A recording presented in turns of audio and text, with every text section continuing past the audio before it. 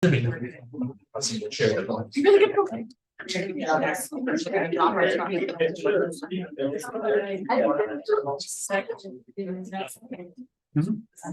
doesn't get any more. To the door, it is. How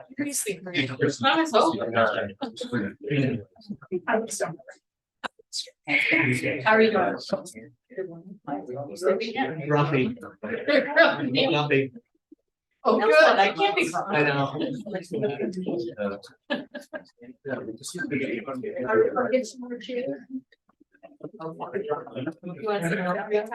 Well, yeah, I might have to cut it off at. You have that. No, okay, we're just gonna have to cut it off at 38, so I gotta do some counting. Hold on. Oh, the room can only hold 38 people, so. All right.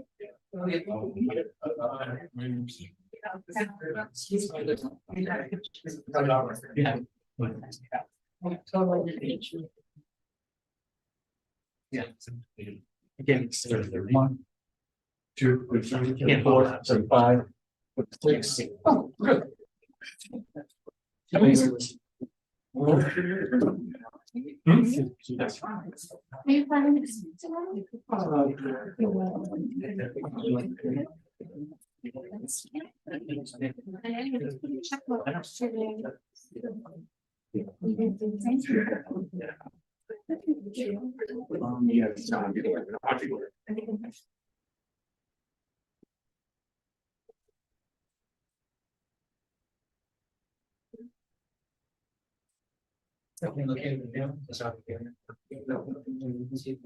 No.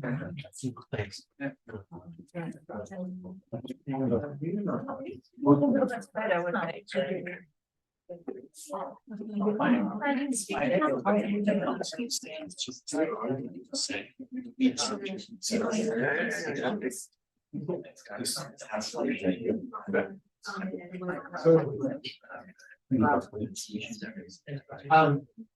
Yeah, okay.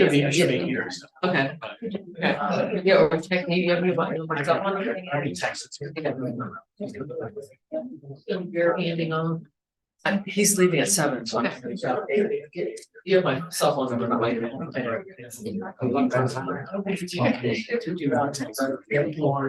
Yeah, okay, so I'll have it.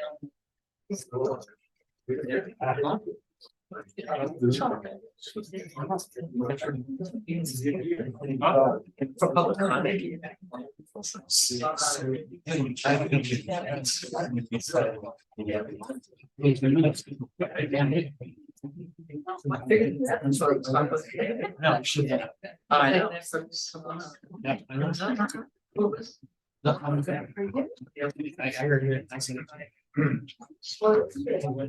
Policy. I don't want to do it right. No, we do. It's just a matter of can we.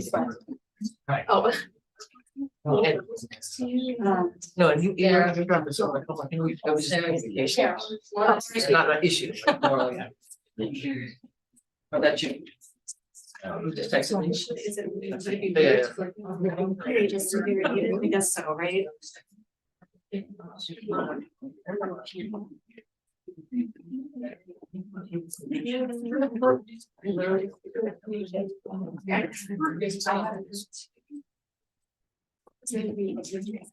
guys are obviously really good. I gotta do some. Let's have a half snack. I don't think we eat until like. No, oh my God. I have no kids. I think we can start holding meetings in the community room. Yes, everybody. Plus we have microphones. Right. Which is. Full meeting. And.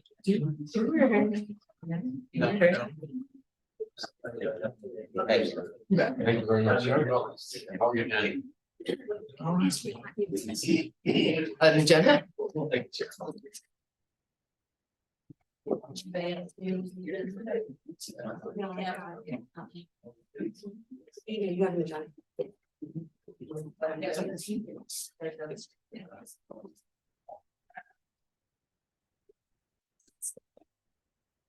I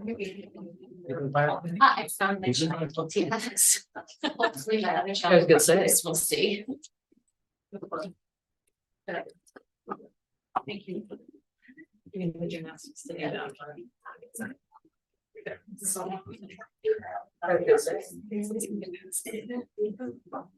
Three over. I'll step out. Okay. Oh, Three over. at least for the beginning part of it. Okay. That- That's what we're just gonna do a Yeah, staff hold back scaffolding. on that. Yeah. Yeah. At least for the. Yeah. Thank you, sir. Thanks. I think we just left, so I think we're good. Okay, I want to reconvene the Board of Trustees meeting for Monday, January 8th, 2024. First, I'd like to go around the room. My name is Mark Kissinger. I'm the president.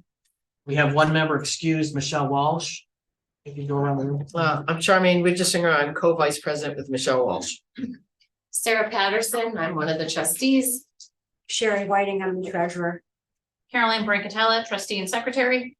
Laura DeBetta, trustee. Lisa Scoons, trustee and UHLS board liaison. Jeff Kirkpatrick, director.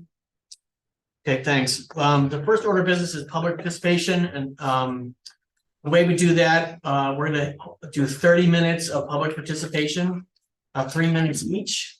We have a list? We have a list. Okay, great. Kristen has a list and we'll, You ready? I'm ready. First up is Trudy Quick. And can I just, there's a second period of public participation after the business meeting, so There is. people don't get At in the this end, at the beginning, you get in at the end.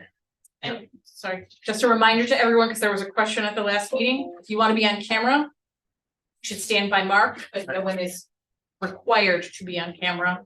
Sure. And the meeting is recorded. I'm Trudy Quaid, Bethlehem Neighbors for Peace. I want to thank the Bethlehem Library Board for their decision to allow BNP to host the Miko Palace program on December 5th. I was disheartened when the library board decided to sanction BNP in response to criticism of the Miko Palace program. Some critics went to great lengths to disrupt the event. And at that December 11th board meeting, I was taken aback by the eagerness of several of the board members to penalize BNP organizers and not the agitators. We heard a lot of accusations at the board meeting on 12/11 about actions of BNP and Miko Pellet. We were called anti-Semitic, accused of supporting Hamas, promoting hate speech, accused of not controlling the crowd. It was a very one-sided meeting, and BNP had not been notified that this would be a meeting focused on what crimes BNP had allegedly committed and what punishment we would be subject to by the library board. After reflection on the comments made at the 12/11 library board meeting, it occurred to me that not a single individual spoke about the suffering of the local Palestinian families. Local Muslim families have also lost loved ones, and the war on Gaza continues. Many people in our community came to hear what Miko Pellet had to say, and we're thankful that he was there to speak out for Palestinian rights. Miko does have a pro-Palestinian perspective, but he's not pro-Hamas. He advocates for equality of the Palestinian people. I'm going to give you a brief definition of Islamophobia. It's an extreme fear of and hostility toward Islam and Muslims, which often leads to hate speech, hate crimes, as well as social and political discrimination. In the US, in the past 20 years, thousands of Muslim families have been targets of physical and verbal attacks. As the library considers further charging BNP with violating their anti-harassment policy, I would ask you for a minute to try to consider, if you were a Muslim, how you would have felt at the Miko Pellet talk. Remember, some of the people who attended brought their children. What if, while attending that event, an individual danced around you, waving a phone to record you, wearing a t-shirt with the Israeli Air Force logo? How would you have felt if members of the crowd chanted hate speech while you tried to listen to a speaker who was talking about the human rights of the Palestinian people? How would you have felt if the police arrived, some in bulletproof vests, for no apparent reason, Many Muslims did not have the opportunity to hear Miko Pellet. He will be speaking again in this community. They don't dare have him speak in a public venue. We all know why. As Israeli and Palestinians deserve freedom from violence, they also deserve mobility, safety, and sovereignty. Bethlehem neighbors. You have to give other names. I'm gonna tell you a chance. Who's next? Leslie Hudson. Leslie Hudson. Islamophobia. Leslie Hudson. I'm Leslie Hudson. Bethlehem Neighbors for Peace has been an active peace organization dedicated to education and discussion of a large variety of current events for 20 years, starting before the invasion of Iraq. We have created a space for many alternative viewpoints to be discussed and debated so that people can make informed decisions about the kind of world they want to live in. This is a valued service to our community. This entire recent situation could have been largely avoided if the Library Board of Trustees had taken the initiative to remind the audience on December 4th to attend the program. They must adhere to the patron behavior policies with no intimidation or harassment from the audience to disrupt our right to have a speaker and use the library services. This is in accordance with your own policies. We, BNP, are protected under those policies. Shouting hate speech and shut him down is intimidation and harassment. It appears you have chosen a side to defend while ignoring your responsibility to enforce the library policies fairly and evenly. At the event on the 5th, someone placed some books on a table near the door. We have no idea who placed them there. And as soon as the director asked Trudy, who had not even seen them, to remove them, she did so and put them on the floor. Some members of the community are trying to silence our right to free speech. They are framing what words we can use by labeling any discussion of Zionist policies as anti-Semitism, hate speech, and terrorism. Zionism is a political group formed in 1897. We can and should rightfully critique political and military policies when they are unjust. We have a civic responsibility to hold our governments accountable, and that can only be accomplished through education and awareness. The United Nations, the World Health Organization, and most of the international community have voiced fierce opposition to the events in Gaza and repeatedly are calling for a ceasefire.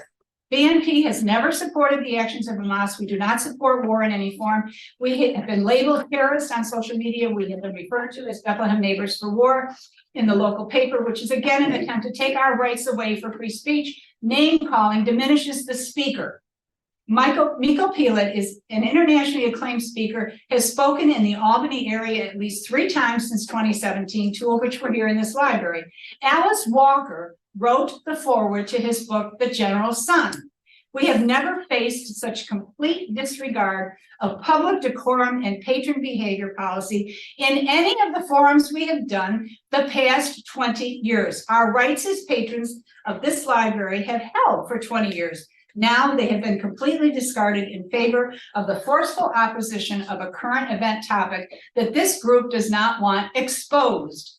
The malintent of this group on December 5th was to stop our right to free speech. The library did little to enforce their own patron policies, as our event was constantly disrupted by loud shouting. The board's enforcement of its policies is arbitrary and capricious. Thanks. Next. Steve Downs.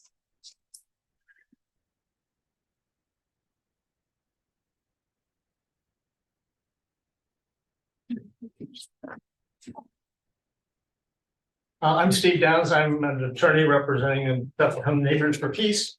I would like to ask the board to preserve all materials concerning the library sanctioning of Bethlehem Neighbors for Peace, including recordings of the public meeting on December 4, Miko Pellet's speech on December 5, tonight's meeting, and also please preserve all writings by the board with board members concerning Miko Pellet's talk and the decision as to whether to sanction Bethlehem Neighbors for Peace, including written reports, notes of discussions, letters, memos, and so on.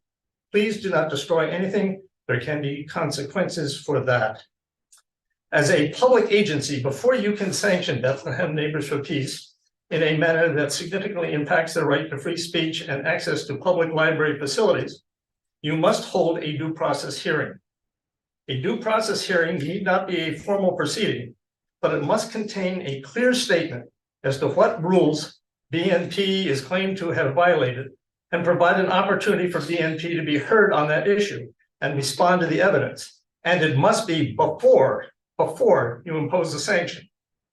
Instead, you proceeded to sanction BNP with a 1-year ban on the use of library meeting rooms without providing any due process whatsoever in violation of the law. We now ask that this ban be removed because it was unlawfully imposed. We further ask that if the library wants to proceed with this matter, that it do so in a lawful manner by providing written notice of charges and an opportunity to be heard before sanctions are imposed. In an email dated January 5, 2024, from Jeffrey Kirkpatrick, which was sent after the ban was imposed, he stated that the sanction is based on a violation of rule number 2 in the general rules of use, which state meeting rooms may not be used. Now, meeting room, I'm focusing on that. Meeting rooms may not be used for sale, promotion, social affairs, or for the benefit of private individuals, commercial concerns engaged in marketing, goods, or services. It is 100% clear that the meeting room in which Miko Pellet spoke on December 5 was not used for sale promotions or for the benefit of anybody in marketing or goods or services. Kirkpatrick claims to have seen several stacks of new paper books displayed on tables near the entrance to the room. When he complained, the books were removed. There is no claim from Kirkpatrick or anyone else that there was any sale promotion of the books or that anyone is engaged in commercial marketing of goods or services in the room. And we have witnesses who will test to that. We ask that these witnesses be heard in a due process hearing.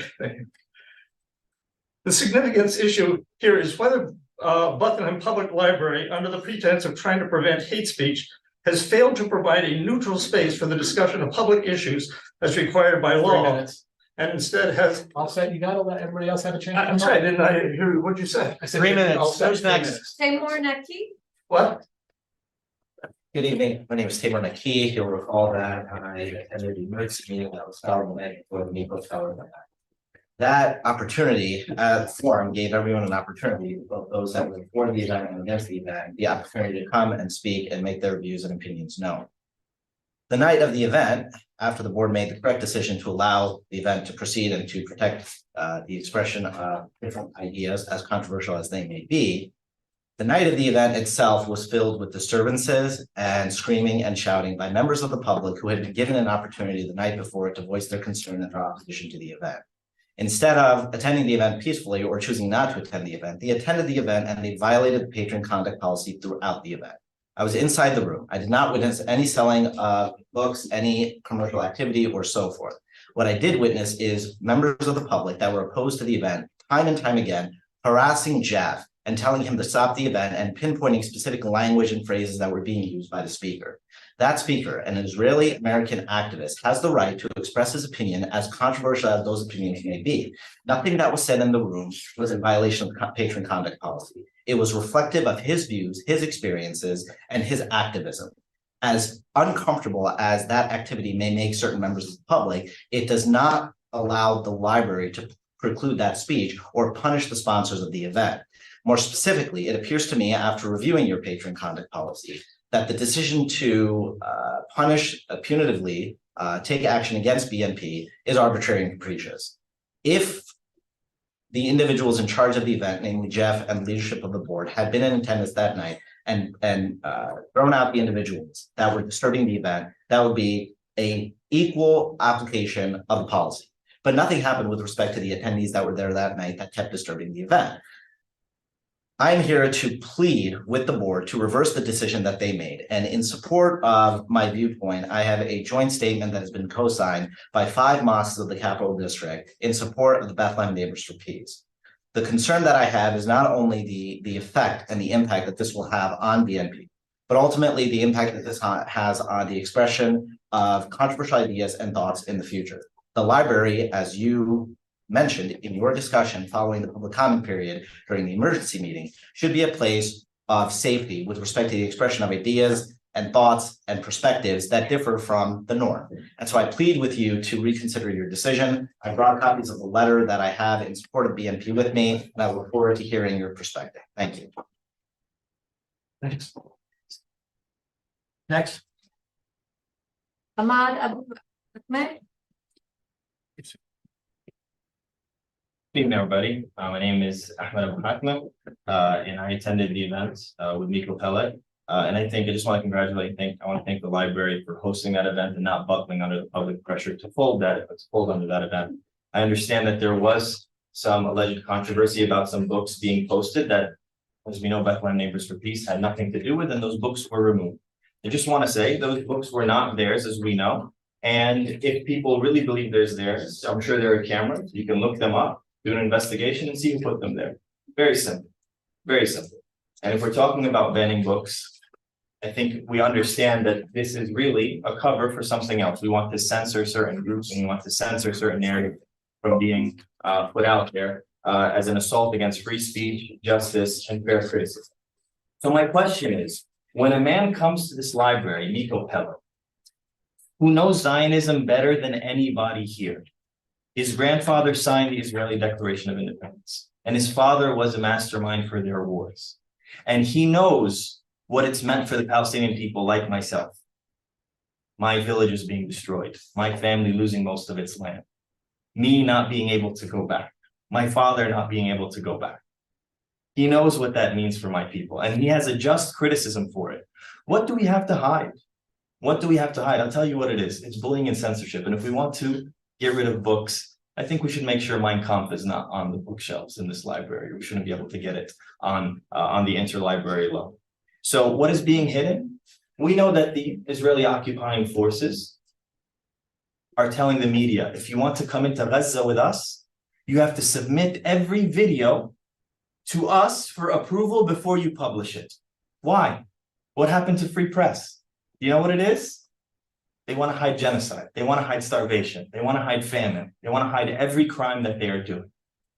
And so my plea to you is, when a group comes here with someone who knows a political entity that has caused oppression to my people and can speak to it better than anyone else, and he has done so, and he sat in front of that room, and there were people who cursed at him in Hebrew, and cursed at his parents in Hebrew, and said every terrible word in front of my daughter, just because she didn't understand it, doesn't mean that that person is allowed to say it.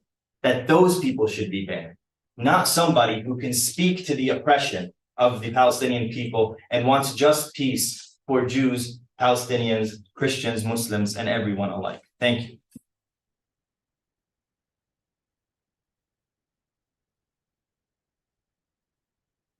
Thank you. Again, I just want to echo what Timur said. We'd like to thank you for hosting the events despite all the pressure that was put on the library. I am a school principal, and something I'm going to tell you, there are a lot of decisions that I make at a personal level, but when it comes to the school, I'm very mindful of the laws, just like, Mr. Steve mentioned. And I think you're jeopardizing the library by violating our First Amendment rights. The second thing, history records facts. It doesn't record opinions, and history is being recorded as we speak today. So I think it's wise for you individually and collectively as a library to be on the right side of history. I'll tell you this, if we were actually to have an event talking about Ukraine, I don't think we're gonna have this type of meeting. Same facts, and I hope you guys have your background knowledge about the history of Palestine. I'm talking about not October 7th, I'm talking about before 1948, because if you have those facts, they're exactly the same as we are seeing actually in Ukraine. I don't think the board would be having this type of meeting. And to actually what Dr. Ahmed mentioned, I think you guys would be penalizing the ones who are the Russian empathizers, not the Ukrainian empathizers. So I would like to implore you to really, first of all, educate yourself about Palestine, learn about the law, and make sure that when history is writing your names, it's on the right side of history. Thank you. Hazel Landa. I'm a member of Bethlehem Neighbors for Peace, and one of my concerns is all the others we're talking about. Speak up, the floor. You might want to speak up because can you hear her? Okay. Oh, okay. And I think one thing that has been forgotten, and this is the mission of the library and its relationship with the members of the community, including the BNP members. We all know what libraries are for and to help provide information to the public. But I know that the members of BNP, as well as their other patrons, pay school taxes to support the library. We participate in election of the board members. We patronize the library. We get books out of the library, and when we're here, we attend programs. I just attended, one about Linda Hogan, the Native American poet. So I think we need to be sure we're not ruining ruining maybe isn't the too heavy word, the reputation of the library and the town is very distressing. Thank you.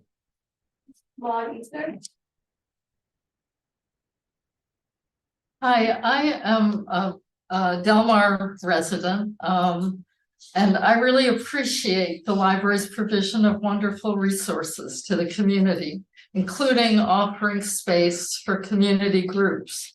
Most important to me, I think, is the provision of space for community education on issues that divide the community, complex issues where people need more information to get to a comfort with their positions and to learn from each other. Questions about how the US should conduct itself in the world are a key example of this. They're complex. They require background and often history that we don't all have. So I applauded your decision to allow Miko Pellet to speak. I think to do this in spite of vocal opposition from some community members took courage on your part, and I'm glad that you did that. He had a unique perspective that we needed to hear. And I'm grateful for Bethlehem Neighbors for Peace for inviting him and bringing this resource to the community, and also for all the other programs that BMP has sponsored over the past 20 years to educate people on foreign policy issues. And these have been hosted, I think, primarily at the library. And this, I think, is a credit to the library that you've enriched the community this way. I strongly urge you now to reconsider your ban on BNP's programs for the rest of this year, punishing them for their speaker selling a few books in the parking lot feels like reaching to appease critics of the content of his message. It seems like a really disproportionate penalty and a deprivation for all of us who'd like to learn from the speakers they've planned for the rest of the year. I scheduled a speaker at the library a few months ago, a speaker on Korea. And I was told we couldn't ask for donations in the space, we couldn't sell books, which we didn't do. But honestly, if walking back to my car with her that evening, someone had come up and said, Christine, how can I learn more? And she'd said, oh, well, I've got some of my books in the back of the car. You know, I can sell you one if you'd like. It would never have occurred to me that I was breaking the rules of the library. So please think about reinstating BNP's programming. Thank you. All right. Yeah, Paul Reeves, and I echo everyone else's thanks to the board for granting the permission for the use of the room for Miko's presentation. And I was thinking outside, like most of the board, I'm sure libraries have played a vital part in your lives as they have in mine. From elementary school to high school to college, to go to a library to find information I needed to support a physician, to oppose another physician, to educate myself, to be able to convey opinions and ideas to others. I look to a library for those very same reasons today. And I was thinking also about the Banned Books Week and how libraries put out a display of banned books. Not that they're encouraging everybody to read a banned book, but to say that here in this library, we want to make information available to you so that you can form your own opinion. And I think I was also present to Nico's presentation and was disturbed by the chaos caused in the back.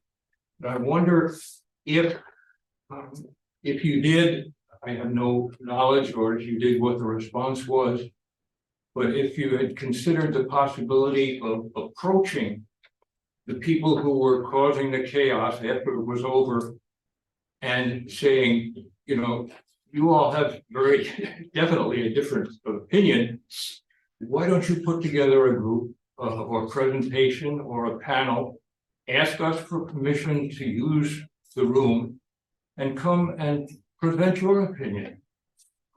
To my way of thinking, this would be part of what a library could do as part of its function to inform the public. I think the penalties imposed on BMP were too much. And I hope in the interest of free speech and moving forward, that the library board will reconsider the decision to ban BNP's participation. And as Maud said, we would all like to be able to benefit from future presentations. Thank you. Jim Hudson? Good evening, I'm Jim Hudson. On December 5th, I transported and dropped Miko Peled at the library door at about 3 minutes before 7 p.m. I then left to park my car. About 15 minutes later, after the program had started, the director noticed some books on the table. No one saw who placed the books on the table. The director saw them and asked Trudy Quaife to remove them. She did so immediately and put them on the floor, under the table. I then covered them with a poster that was lying there. Trudy, had not seen them placed there, and she was busy introducing the speaker, patrolling the large room of people gathered in the community room and also in the hallway. Joyce Irwin? I'm gonna skip. Bilal Chowdhury. Hi, I'm Bilal. I actually on the first meeting, someone was over here because I had to work, so we would have our own store. And today he couldn't come, so I came instead. But I heard all about it, and he gave me all the information and a recap of what happened. I don't have a big speech, but to be honest, like standing here and watching these people who are just any outsider can come in and see them, innocent, beautiful, good people speaking for peace. And here we are. It's actually kind of sad, the fact that we have to come here and fight for the right for people whose name stands for Bethlehem Neighbors for Peace. They're about peace. They're spreading peace. They're trying to be on the right side of history. I think you guys all should kind of learn from this, as this whole war is, I don't want to call it war, genocide is unfolding. It's exposing everybody. Everybody's watching who's on the wrong side and who's on the right side. And when dust settles, there'll be very few, to be honest, they'll be on the wrong side. Most will end up being on the right side because they will be exposed. They'll see what actually happened. And I think this is an opportunity that God has given you guys as well, that although you're not over there fighting for the right cause, for the right people, but you're over here at your own level, you can stand for something and support the people who are actually trying to do something right. You know, living in a first world country, it's like I said, it's kind of disappointing that we have to defend innocent, good, elderly people who are trying to do such beautiful, good things that us young folks can't do. You know, like it's a shame how many under certain age of us are here, and very few. And these are people still fighting stronger, and they're younger in their hearts and stronger than all of us, you know. So I wish more of us were here and not just working, being busy and, you know, supporting these people. So I think you guys should really think you all have a conscience, you all have families, you're all human, you're all good people, I'm sure as well. To not even ever consider banning Bethlehem Neighbors for Peace. That word itself should be a clue, you know, that piece is not what we should be banning. The violence that was created by the people that walked in, that should be banned. That's all I have to say. Bruce Beasley.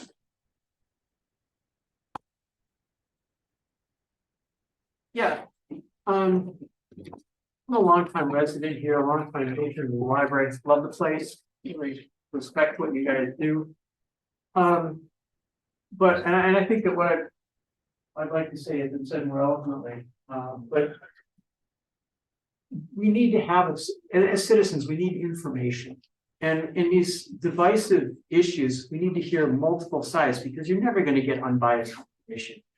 One side's going to tell you one thing, one side's going to tell you the other. This kind of opportunity to hear a speaker on one side of an issue is absolutely critical. And when it comes to American policy, anytime the United States is involved in a war, it's critical that there are dissenting voices. I think anyone can think of many examples of where the United States has not heard the dissenting voices. And it's disaster deaths. And the United States is involved in this conflict, whether we like it or not. So it's important for citizens to hear viewpoints that may not be comfortable with everybody. And I'm sure that but I think it's critical that these voices are heard. I think that Neighbors for Peace is critical. Which brings me to the point of, I understand that they've been barred from using a meeting room for a year. But what sound to me some very minor violations of policy or even alleged violations of policy. And I can't help but feel that it's a punishment for bringing a speaker. And maybe that's wrong, maybe I'm wrong, but it doesn't sit right with me. It seems very disproportionate to me to ban them for a year because of some possible violations of policy. I mean, really, that's what I have to say. It's critical that we hear dissenting voices. I think there will always be pressure to eliminate the dissenting voices. And I think that in this situation, it's very important that groups like Bethlehem Neighbors for Peace have an adequate opportunity to bring in people that say, well, maybe this war is not such a great idea, or maybe what we're doing is not such a great idea. That's really my feeling on it. Thank you. Good evening, everybody. My name is Mansour Rafiq-Umar. I'm the Imam of the Muslim Community of Bethlehem. Also a very long time resident. I've been here my whole life. Grew up here. I went to the library meetings and events since I was a kid. I remember actually probably, I want to say 89, 88. It was a multicultural event and I went and I enjoyed it and I loved it. And I learned a lot about different cultures and different perspectives and different groups. And it was extremely important to me as a child to be able to see that perspective. To actually, if we were to follow the logic of what's being argued, if we were to go to the logical conclusion, you're putting yourselves in actually a really bad position, because what it means is if you say you're banning them for this particular offense for 1 year, then you'll actually have to apply that to every single group that tries to put on any event or reserve any room in this library. If they were to, well, I supposedly sell a book or something like that, if something did not go exactly perfectly, they need to be banned for a year. That's the precedent that you're setting. That would be problematic. Now, it does say actually in the letter on the website, it says, is there anything that can prevent this type of use in the future, which is the free and open use by the community? It says, yes, the library can change the policy, so unrestricted use by community groups is no longer allowed. That's something that's in the future. So because the library's policy has not changed, then you cannot instill a rule that isn't policy. You cannot defer to something that doesn't have a basis. And it would be unprecedented. If you were to, look back in the history of bans or of violations, there aren't any that are bans for a year for proposed selling of books or something to that effect. So it would be completely unprecedented. It would really put the board in a very, very bad position. So I think it's something that you really have to consider. Thanks for listening. Appreciate it. Hi, everyone. My name is Dr. Farah Malik.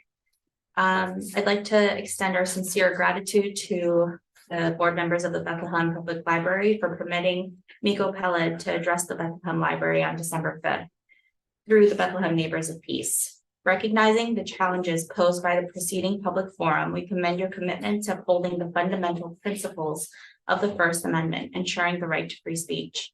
As Bethlehem residents and devoted library patrons, we value your unwavering dedication to your oath as a board member.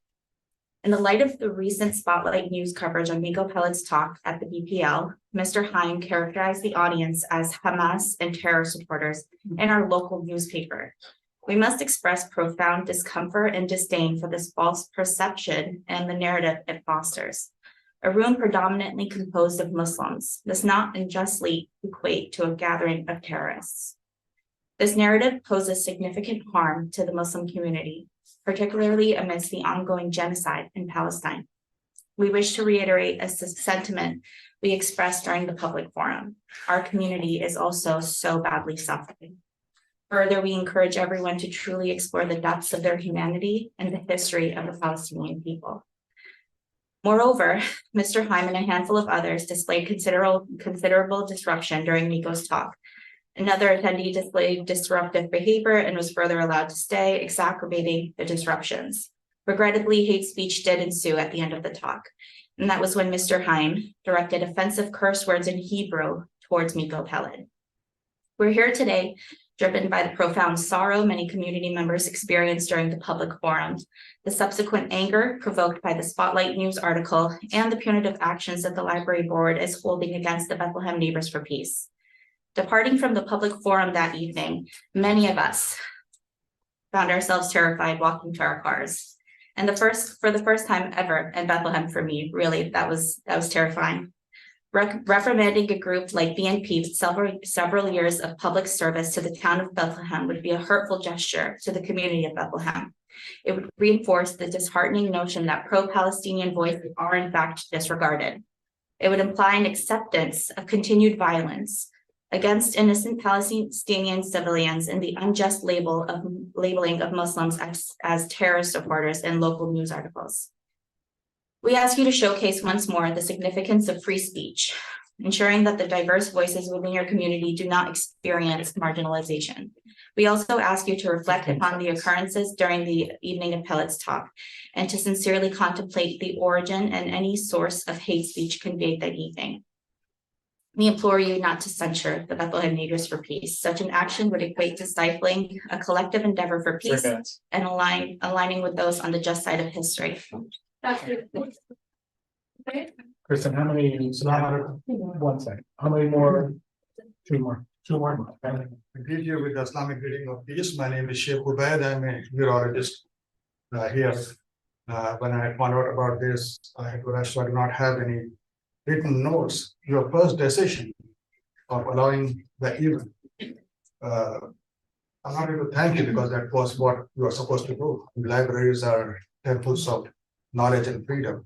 And I come from a culture where just one library in Cordova, Spain, had more books in all of Western Europe. And when Mongols sacked Baghdad, the river Tigris was black with the ink. So libraries in my culture for generations have been a very, very important place. And America is also made greater by the libraries at a time when libraries are under attack and books are being banned in Florida and other places. For you to have this action is what surprises me. The first action was a noble action. You all good people are supposed to have taken it and you took it. When I came here, as to why this action is taken, maybe the lack of diversity in your board probably is the reason for it. How can you, I mean, in this library, our children are learning that this land is shaped with the blood of Native Americans. And they are learning that what was done then, which was justified, was wrong. They learned that the Native Americans were first dehumanized and demonized.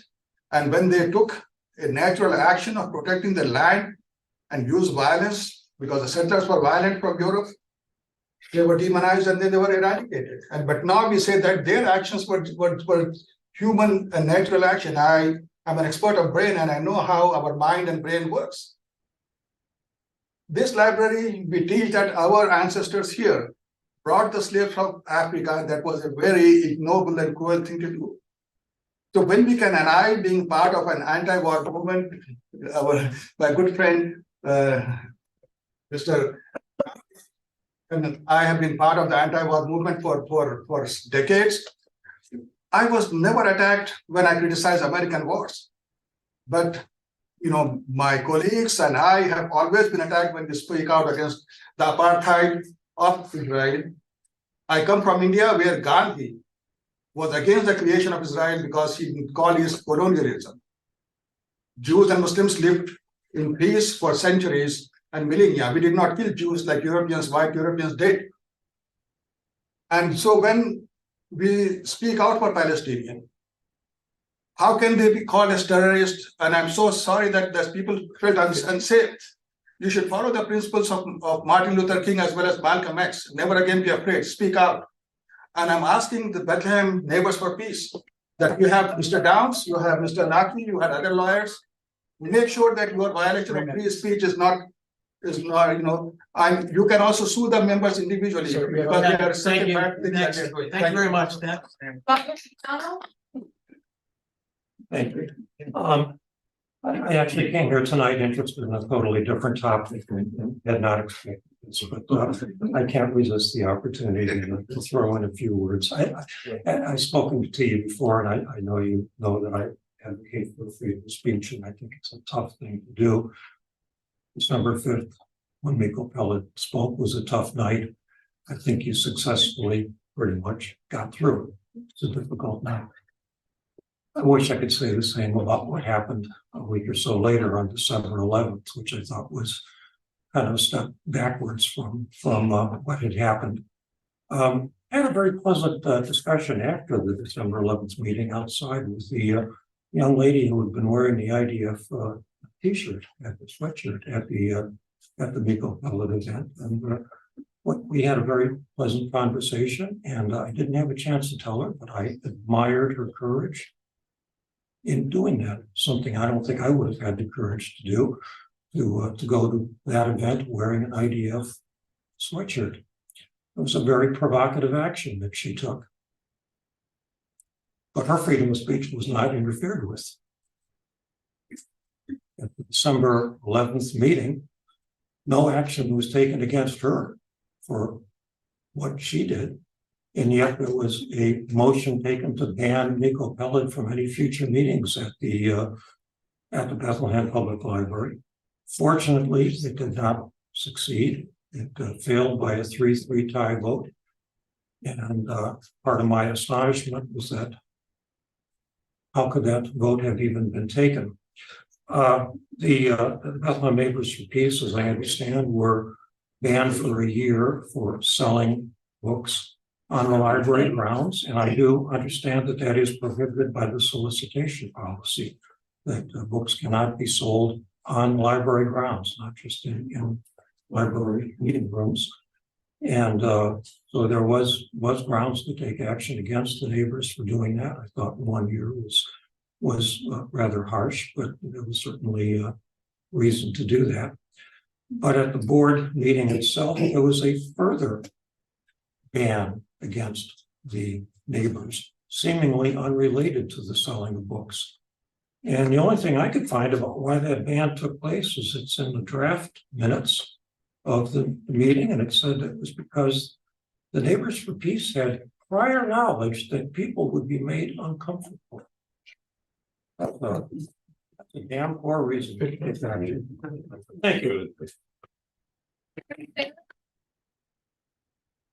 Yeah, I have a question on my post board, if I might be permitted to do so. It's always been my long understanding that the fundamental purpose of any library is to encourage reading and to encourage the dissemination of literature to the public. By what rationale would a library, any library, ban the selling of a book by an author in its parking lot or any place on its grounds? By what rationale? Or does this policy apply to all authors, or has Miko Peled been singled out? And if so, by what criteria?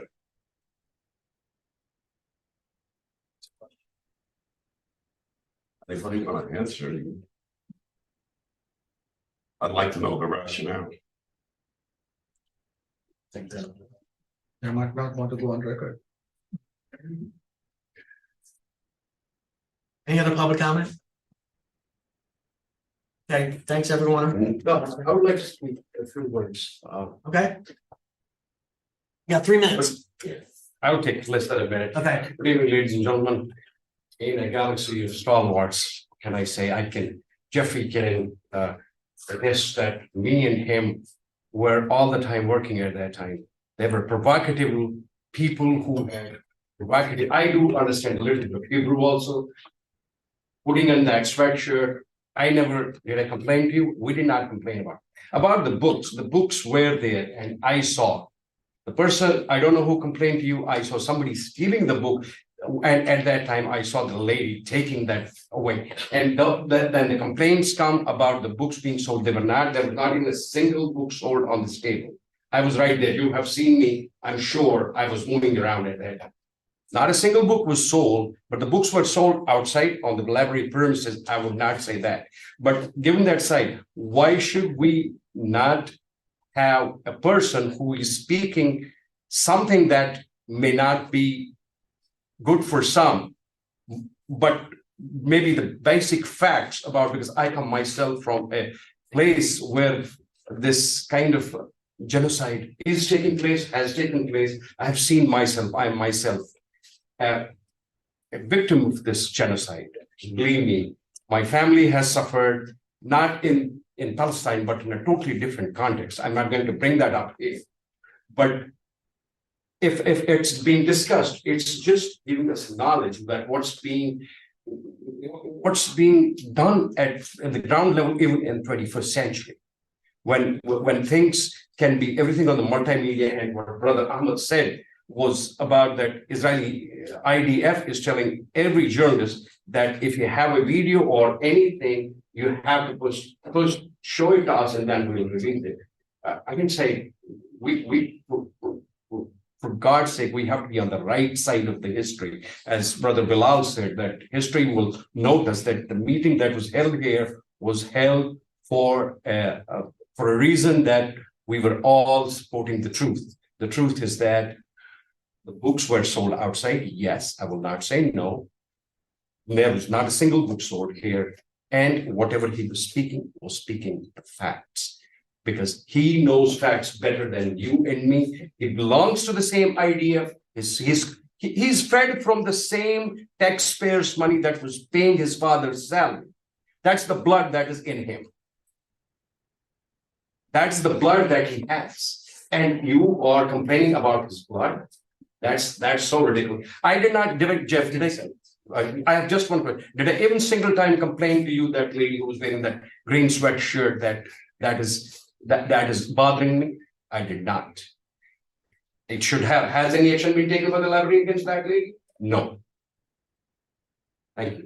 Okay, thanks. Any other public comment? I would like to make one. Well, we're going to move on. There's a public presentation at the end. Okay, great. How much later is that? Probably like hour and a half. Hour later. Yeah. And there's a public upgrade. And then I would encourage people to email us. We've got lots of emails. We read every single email and comment to make. Well, we need to get going with this meeting. So thanks everyone for the participation. The first order of business, a review of the previous meeting minutes. On page 3 of the board packet or draft. I do have one comment, but I don't know if others wanted to go first. Any comments on the meeting minutes? I'm gonna abstain from them because I wasn't present. Okay. Abstaining. Yeah. I wasn't sure, so I asked for an amendment of the minutes because I did make it's called point of order. I think, and so I mentioned that I'm pretty sure I made it when there were 2 motions on the table And then we separated them, but I'm not gonna sweat that too much, because I think in the minutes now it says that we took action on the first one, which was a vote of 4-2, not 3-3, and then there was a vote 5-1. I'm pretty sure both of those were on the table at the same time, but I'm not gonna sweat that. He said, I put a point of order in between the two. I think it was because they were both on the table at the same time, but that's a minor thing. Okay, and then any other comments? So on that same page, on the second motion, I think we have to add some language upon future discussion of the board at the end of the word harassment. So we would read the board voted in favor, taking disciplinary action against peace, including not limited suspension. May speak of the violating the library's patron conduct policy, prevents harassment on future discussion of the board.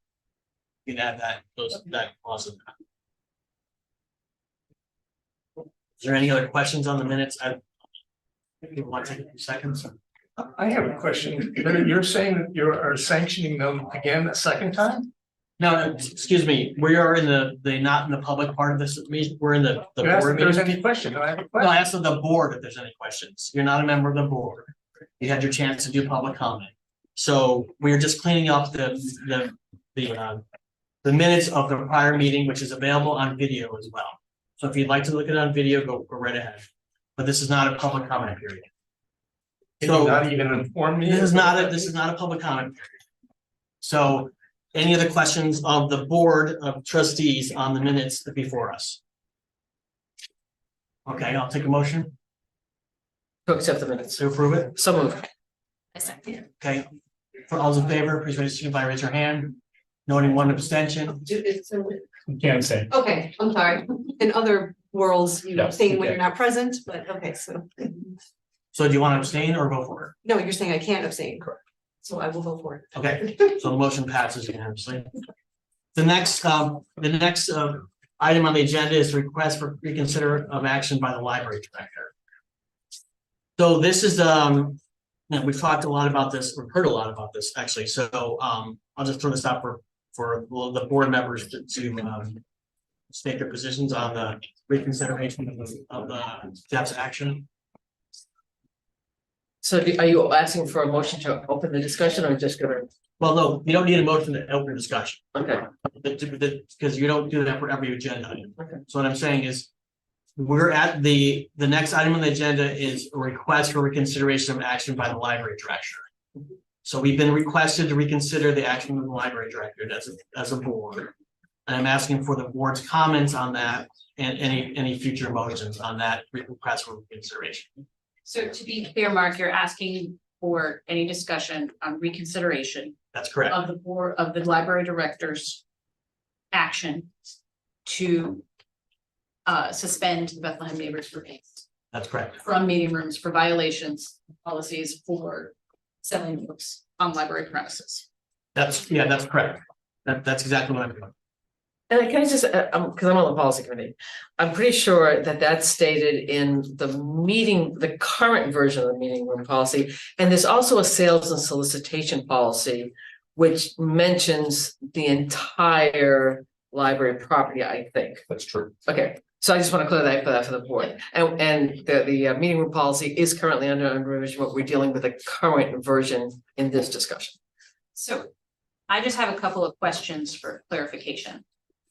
First and foremost, I want to make clear and make sure that I'm correct, that right now, the community rooms are closed to everyone per our last meeting, that they are not And new bookings. new bookings, so sorry, to new bookings. They are, so as of the last board meeting,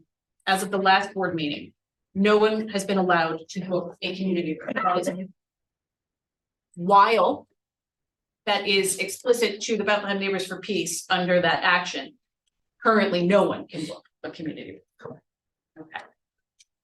My next question is. Can we just clarify that that's until we have a better policy? Yes, until the board reopens, until the board chooses to.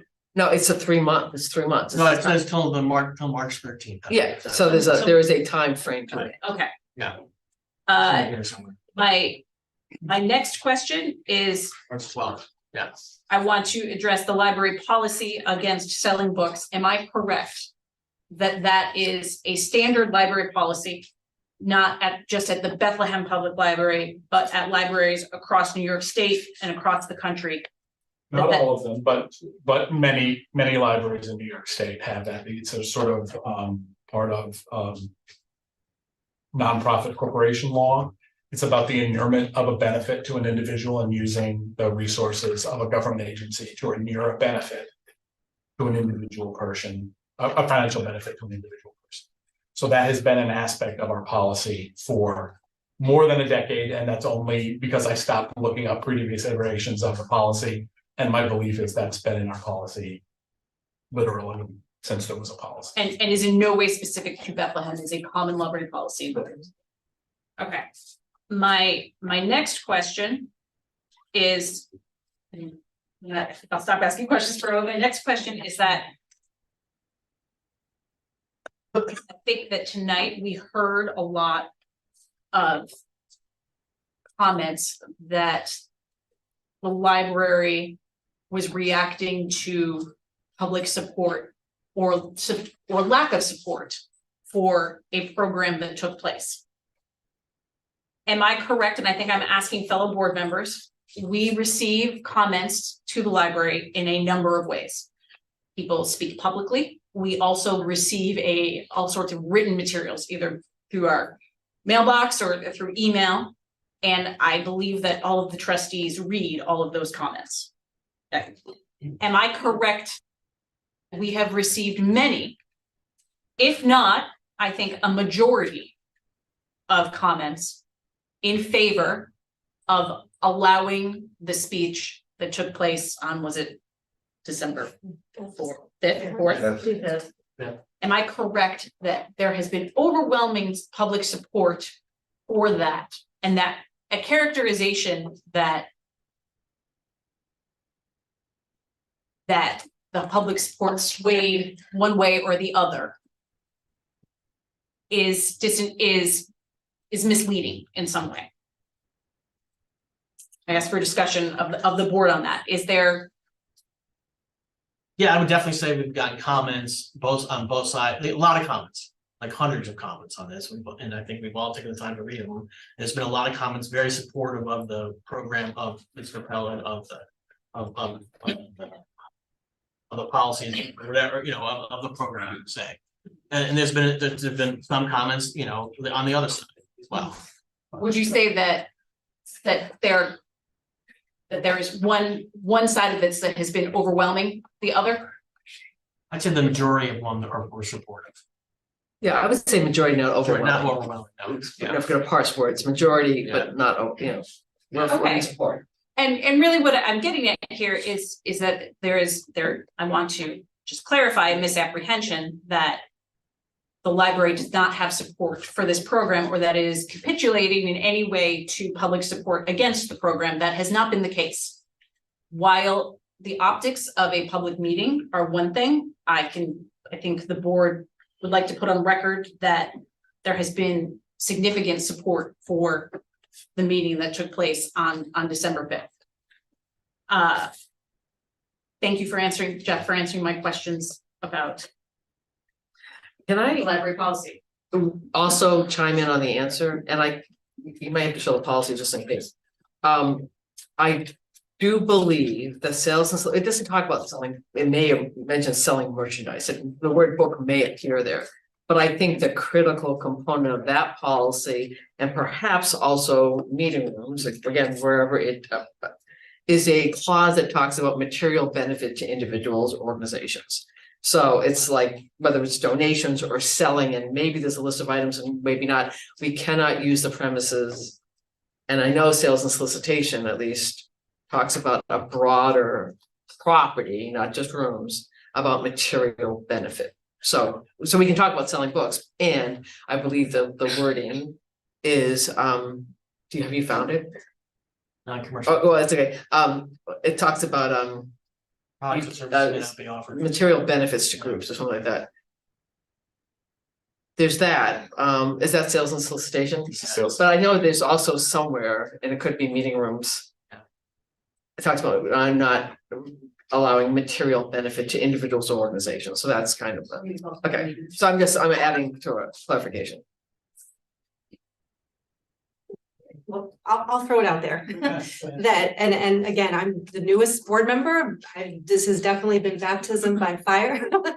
Right there, it's right there under one, sorry. You know, I definitely understand there's been repeated violation of the policy. There's not a lot necessarily to go on in terms of length of time of suspension, et cetera. I appreciate the position that you're in, Jeff, trying to navigate all this. I do feel like a year is a really long time, especially for a group that has a long history of successful programs. And clearly, you know, is providing something for the community that is sorely desired.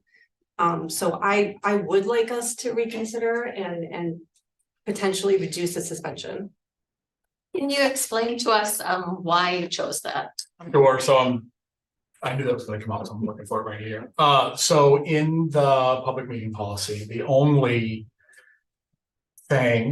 aspect of this that talks about a length of time for discipline is if someone has a no call, no show. So if you book the room and don't show up and don't tell us you're not coming, and if you do that a second time, and you know, we warn you of that, and then and now people are pre-warned about that every time they get an email where we talk about that.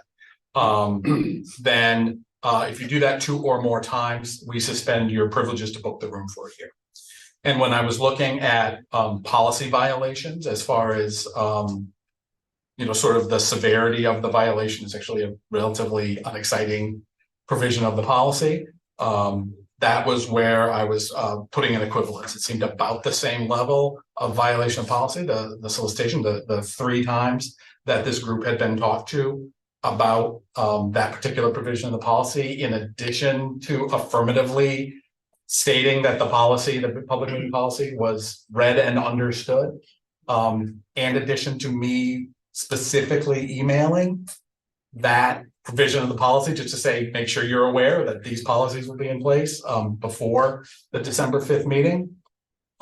Given that repeat nature and the explicit information that I, the assistant director, and other librarians had given to the members of the group, seemed the appropriate response. And that, so that tying that time to that sort of same little policy violation, about the same equivalent. So that's where I developed that length of time. Did you see books stacked in I did. in the meeting room at the time of the event? I did. I saw, so when I was made aware of a text from board members that said, you know, there's reports of someone selling books in the library, I went to the front of the room, and there's a welcome table, which there were several members around, and there were stacks of new books on a table right by the entrance to the door. And I've been to enough author talks. I know what piles of books next to an entrance are in an author talk. So at that point, I did talk to Trudy. I said, hey, this is a sale, solicitation for sale, even if no sale had happened, solicitation for sale, and that needs to be removed, which they were.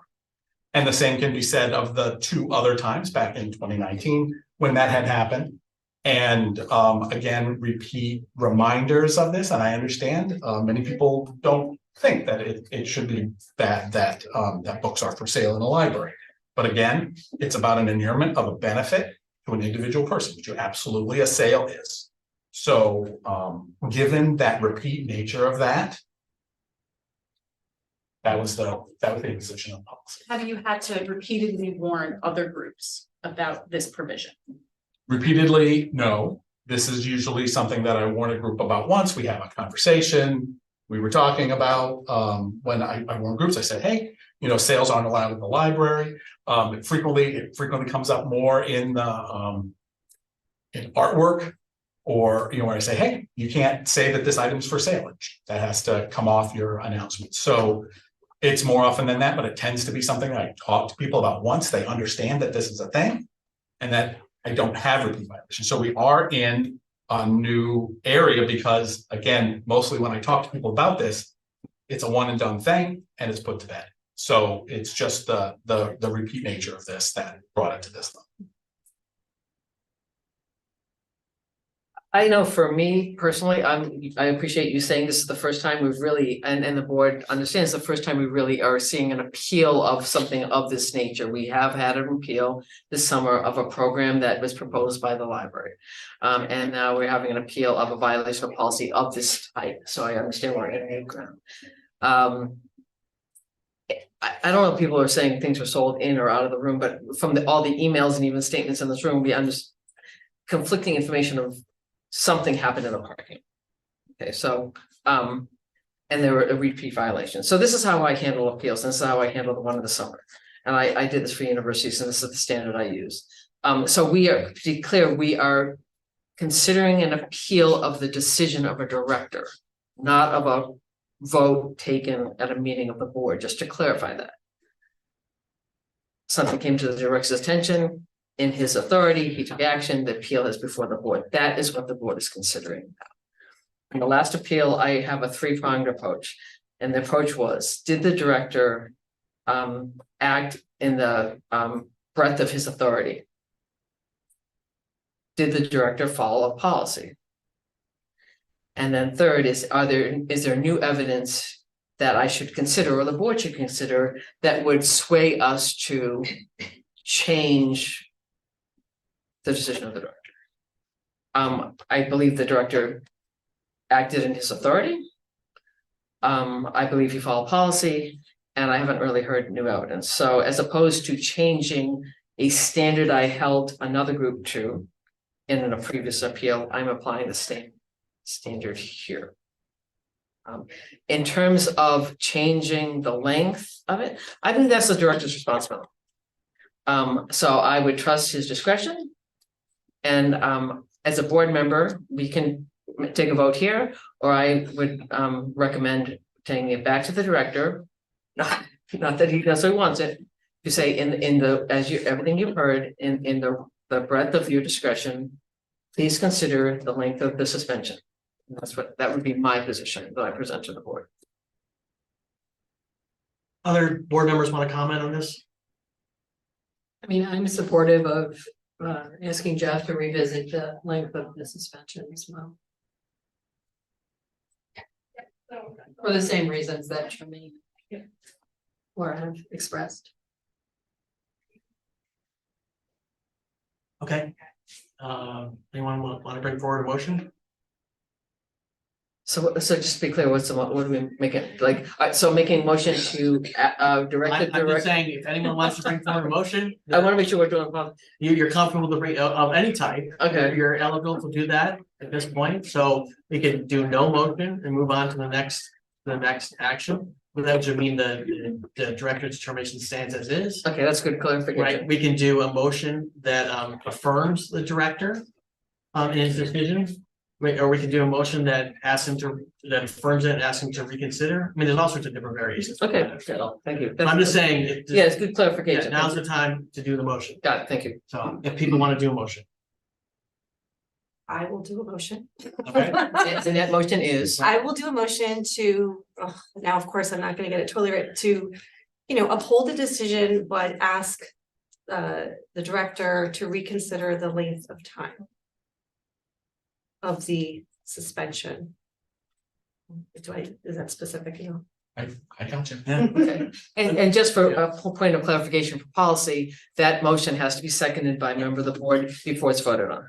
Yeah, and I forgot to do this, but we have a member that's been excused from the meeting that she would like, and she'd like me to read something into the record, if I can take that option. So Michelle Wallace would like to add to the public record that she fully supports the director's decision to suspend legal privileges for Bethlehem Neighbors for Peace. That's for the record. Okay, I forgot to do that, so. May I ask a question about the motion? The motion is not seconded yet. Oh, second, I'll second for discussion. Okay, discussion? What should the director consider when reconsidering the length of time?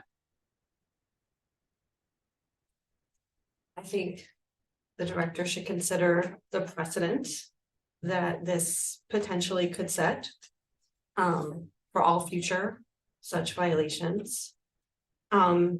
Considered, I mean, I've heard a lot of different information. I'm confused. And so just consider the potentially lack of clarity in some of the information. And again, just the precedent that it would set. I also think it might be worthwhile to survey local directors to see if they've had experience with this and whether they're like either mirrors our your recommendation or there's other amounts out there.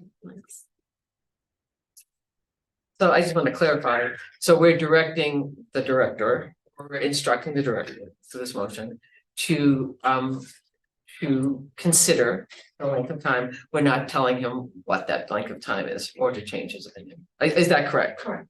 Okay.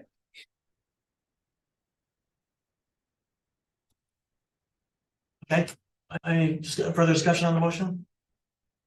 Okay, we'll take a vote. All those in favor of the motion, you can say it again to. Well, we got it, Kristen, you got it? Oh, Okay, instructing the director to consider the length of the time of the ban. I think it's to affirm to support the director's decision, however, to reconsider the amount of time for the sanction. Is that accurate representation? To reduce it, obviously, To not reduce to, it, yeah, not to make it longer. Right. but to reduce it. Okay, so that's the motion before us. It's been legally seconded. We had some discussion. All those in favor of the motion, please signify by saying yes or raising your hand. Okay, all those in favor, in opposition to the motion, please raise your hand. 2, motion carries. Okay. Thank you. Mark, while we are on the topic of these things, so that we can allow the rest of the meeting to move forward, Sure. I'd like to bring a point of discussion, a point of order regarding a motion that was made at the prior meeting. Sure. The library has received a number of complaints of harassment at, and I'm always getting the date wrong, the December 5th meeting, correct? Some of those complaints had specificity. Some of those complaints did not. In fact, a number of people spoke here tonight for the very first time, alleging certain harassment at the December 5th meeting. The library has a harassment policy. We have to consider those complaints and those allegations of harassment. At the prior meeting, and help me out here, Kristen, if I'm miswording, we made a motion, I specifically made a motion that passed, that we would consider sanctions against the Bethlehem Neighbors for Peace for violations of the harassment policy upon further discussion of the board. Am I correct that the board has had at this moment no further discussion of that point? Other than discussions of legal points of the policies with counsel. Yeah, that's accurate. Sure. And there's been no action by the board. There's no action. Right. I don't know whether this is appropriate via a motion or otherwise. The board has to consider those allegations of harassment. I think that we still need to consider who, if anyone, is responsible for that harassment based on the evidence that we have. And I think the real point is that we need to further investigate those claims of harassment. Accordingly, and so I guess I'm asking, do I put into a motion that we have to further investigate those the allegations of harassment that we have received? But I mean, there's a harassment policy, there's been allegations made. I would say that doesn't need to be another motion. Okay. Just follow the policy. Yeah. Okay. Yeah. If you're gonna make a motion there, or even, I would amend it to say, it's not us, it's the director. To follow up with individual allegations of harassment via the policy. And that might include reaching out to people and asking them to document it, write it down on such and such a date, this happened, and I can identify the person, or I could, the written thing, but I would just amend it saying the director should do that. I don't think we need to make a motion. Then I'd like to make a statement on the record. Yep, right. That the board continues to consider the allegations of harassment. It is the director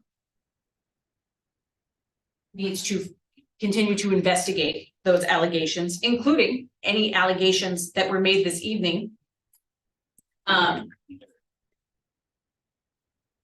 and the specificity of any of those allegations. The board is not currently taking any action, has no planned action, but is simply investigating those allegations and is considering all possibilities for action at this moment. Okay, great. We have that on the record yet. And I need to make a point of first pros, I need to leave for family conflict, so I'm handing the meeting over to Charmaine. And thank you all. Thank you. Thanks, Mark. So it's too bad Mark's leaving, because I have a question. So maybe you can tell. Okay. During this discussion, we talked about the pause, the 3-month pause in meeting room. New reservation. Yep. And it was unclear to me. So I'm not making a motion, I'm just asking a point of clarification. Whether or not the request to pause those meetings came from you or came from the board. Is it clear from the minutes who made that motion? Well, where that came from? It came from the board. Okay, so I'm just gonna hold that in our memory bank because it's something I've been thinking about. That for me as a board member, I usually act on recommendations like policy and procedures on recommendations of the staff. The board made that recommendation and took action on that. So should the library staff, or should they be concerned? Because I know people want us to revise the meeting of policy and that things are paused until 3 months, or, and I don't think it says or, until that policy is done. I'm not sure the policy is going to be done in 3 months, maybe it will. The board at any point in time can reconsider that vote in terms of the pause, I believe. I'm not saying we should do that tonight, we already have an agenda, but I'm just pointing that out for the board. The board at any time can reconsider its motion to pause those meetings. Okay, and I would ask if the staff, not now at this meeting, but should the staff have concerns, they should notify the board that the board and request that the board reconsider that. Okay. Thank you. So we're everybody go to that? Okay, so let's move forward with the business of the meeting, please. We've done participation, public participation, we've done the minutes, we've done the request for reconsideration. We're looking for the treasurer, please, to provide a financial report and update, please. I just have a few comments about our financial position. We've received 98% of our revenues. Interest income is about double what we budgeted. We were fortunate to be able to take advantage of higher interest rates both last year and this year, so that's a real positive story. On the expense side, we're about 1.5% under budget on expenses as of December 31st. Salaries are almost at budget, and we've expended about 13% more in library materials as compared to last year. If anybody has any specific questions? I am on the warrant. I think there was $11,000 paid to the town. I assume that's for the paving. It's for the pavement of the Okay, plaza. thank you. And I'm trying to think if I had anything else. I didn't send this to you in advance, Shari, so I can understand if you might not know that we paid the school district $1,000. Yeah, What almost for? certainly a tax certiorari. Got it, thank you. All right, that's it. Of taxes. All right, great, thank you. Those are my only questions on the warrant. Anybody else have any questions on the treasury report or the warrant? Okay, do we need a motion to accept that? Yeah. Okay, can I have a motion to accept the treasurer's report, please? I move we accept the treasurer's. So first, second, all in favor, say aye. No one's opposed, that motion carries. Personnel report and personnel actions. Okay. Second, go down here. Keyboards. All right, I have no actions requested this month, just reporting back on some of the positions that we filled. This date of hire here is actually the following month. It's the 19th. Thank you, Tracy. So instead of the 12th, it's 19th. We'll fix that. We'll amend that date. I don't think anything's. Don't worry about that. But they're just noted. There's no particular actions requested. Okay, so no action, so no motions required, correct? Correct. All right, so we're moving on to Upper Hudson Library report. me a second, I just have to open it again, now that we've got a little bit more black in the room here. I'm gonna. Oh, no, director's right. The director's report, I'm sorry, Jeff. Only so many times I can count people. All right, so of particular note this month was that the boiler, the pump, the circulation pump for the boiler was replaced. We'll take the old one out and send it out, but I'm happy, even though this room isn't particularly warm right now, I'm happy to report that the boiler is functional. So we'll have a backup pump when inevitably that pump fails. And if you'll notice, I didn't put any pictures in here, but there's a section of our fence that's missing. So every once in a while, people drive through the fence. So that happened, and we're receiving a check from the insurance company to replace the fences. The work will be done by our maintenance staff, so it's a relatively low cost, but we have to wait for the spring because we can't get the post out of the ground until it thaws. Maybe if we get enough rain on Tuesday. December was a relatively quiet month as far as the library was concerned in use. We always expect December to be our slow month. And it was, though, we were busy in the children's section, particularly during the vacation week. There were lots of folks in the library. It did create some tension among folks, so I'd like to report to all of you about that. With some patrons saying that the library has become a daycare center, right? So some people have different imaginations of how the library is used, and some folks don't see sort of playtime or children playing in the library as a valid use. But anyway, just a comment. I thought I'd report that along. And then just talking about our volunteers, lots of great programs this month.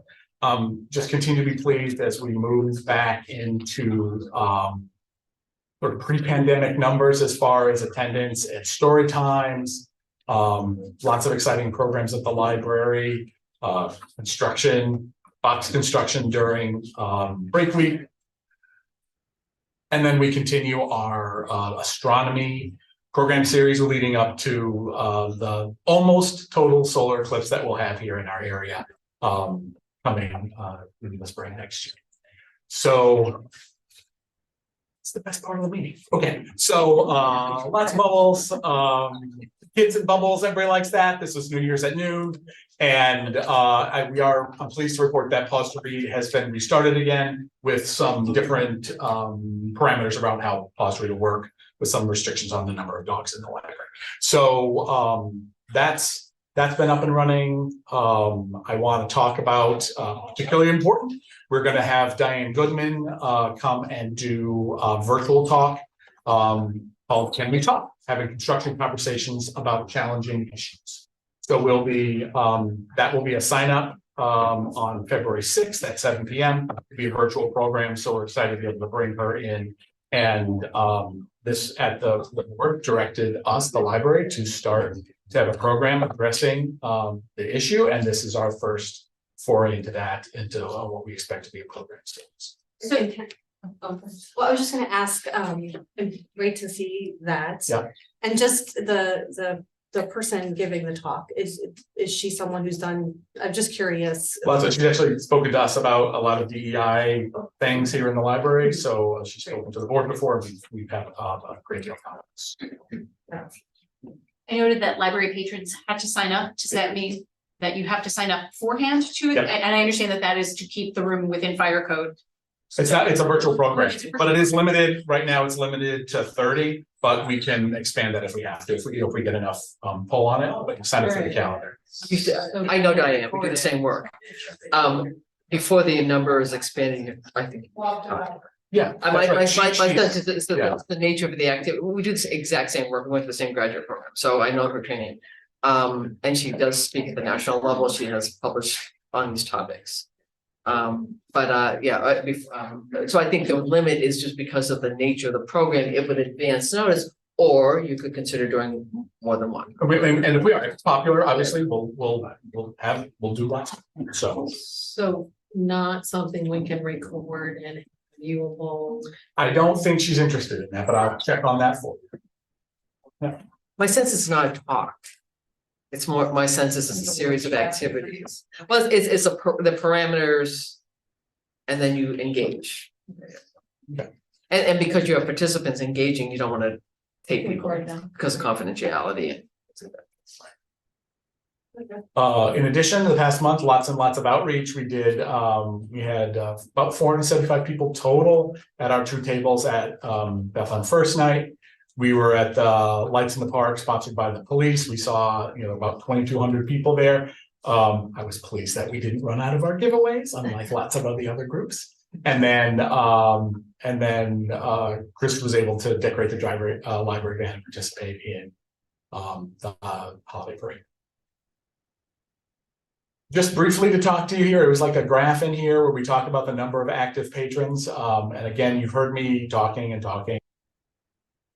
pandemic and its impact on the library. So just a statistic that I want to report, this is the total number of active patrons in any given month, and this is 2023 at the top here. So we are actually, one of the questions that I get a lot from trustees is, are we back at pre-pandemic levels? And I'm pleased to report in this way, circulation is approaching pre-pandemic levels, and the number of active users, the number of people that are engaging with the library each month is actually exceeding our what would have normally been expected from pre-pandemic. So there you go. And then as far as statistics are concerned, number of programs continue to be up, as you should absolutely expect.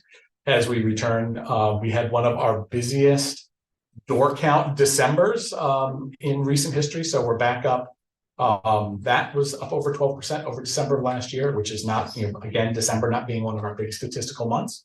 Always a little surprising, but at the same time, lots of good increases in ebooks and our e-use. The e-magazine use is of particular note. You'll see anytime you see a number like a 200% increase, it's something to note. It has to do with the Overdrive app and how those magazines are presented to the public, so people who are using those can see more readily that collection that's accessible to them, and it's clearly bearing fruit. So lots more people are discovering that use.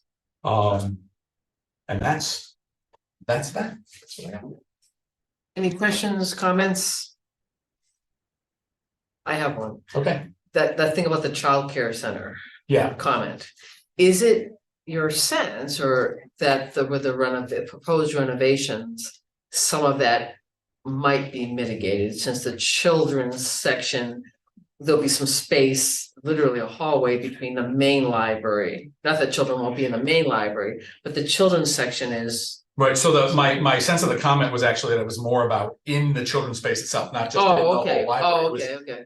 Because the children's space is the size that it is, and there's a tension between people who want to use the toys and games and puzzles and activities in the space, and people who want to more quietly read books in the library, right? And those things aren't exactly mutually exclusive, but there's a lot of tension there. And so people who were wanting to use it in a more quiet way were having trouble with a number of people, particularly that were here during the break week, because in the same space, in the children's same space. children's Got it. space, All right, yeah, thank not you. so much. And there's lots of comments from folks that generally don't like kids in the library. So I hear that all the time, and they don't dismiss those. But this was about parents who were saying, hey, we want to use the library in a way that is more about using the resources of the library as far as the books and materials are concerned, and not so much in the sort of toys, game, puzzles, crafts that we have out. And during break week, it's just busy because there's not a lot of. Great. Thank you for that clarification. You bet. Okay, great. Thank you. Can we move on then to the Upper Hudson? Thank you. Upper Hudson meeting is Wednesday, so it hasn't happened yet, but this is the time of year when, with the session back, legislature's back. Italian Advocacy Day, it's February 7th this year, which is a Wednesday. It seems like it's gonna be in person. Yes. So if anybody has any interest in that, let me know when we can pass that into you. You usually go. I do. A friendly face. So all the when Tim from Upper Hudson had approached the legislators, all of them indicated they wanted it in person. So they were certainly offered a virtual meeting, but they were interested, which is the same as. From past experience before COVID, how many people usually come to so, yeah, because I used to do it for the school board. Yeah. Like when you have in-person meetings with the residents, how many people are in the room? Like, i.e., do you want trustees or do you have enough people? There's plenty of people, but you're always welcome. Maybe 40-ish, which is tight in those little rooms. So, Thank you know, when we meet with our elected officials about a more directed Bethlehem thing, that those are different meetings. Those take place with board members and me when this is more about support for the library systems and this direct state funding for library systems. Thank you. And construction. And construction funds, which have a It's direct always benefit. important. Great. That's it. Anything else, Lisa? That's it? Okay. So we're moving on to new business, and the first item of business is design development and proposal for the Ashland and McGraw. Yeah, so there is, I received on Friday, their proposal to move the library. You've got the final report about schematic design. The next phase of the library building design process is the stage called design development. And this was laid out originally in our original contract when we signed on with Ashland McGraw. The relative sizes of those things were laid out. So now is the time to consider that their fee for this design fixed development is $740,374. So. And that would be rolled into the overall cost of the bond and the project. We would pay for it out of current funds because we have current funds. Okay. We would just transfer additional funds to the capital project Okay, got it. fund. So that's where we're tracking all of the costs, Okay. whether we pay for them out of our own pocket or whether they're bond funded. Yeah, got it. Thank you. Is there a time frame within which we have to take action? So they would that we have to take action on this? I mean, they're you guys are in charge of this, but you know, for our work with them through schematic design is at an end. So it's not that Suzanne from Ashland McGraw won't take my phone calls, but in order for them to do more design work and to move forward into creating a more complete set of construction documents and work with the board and the public and the staff about what that might look like, they need to be paid for their work, and this is their proposal for that that next phase of design development.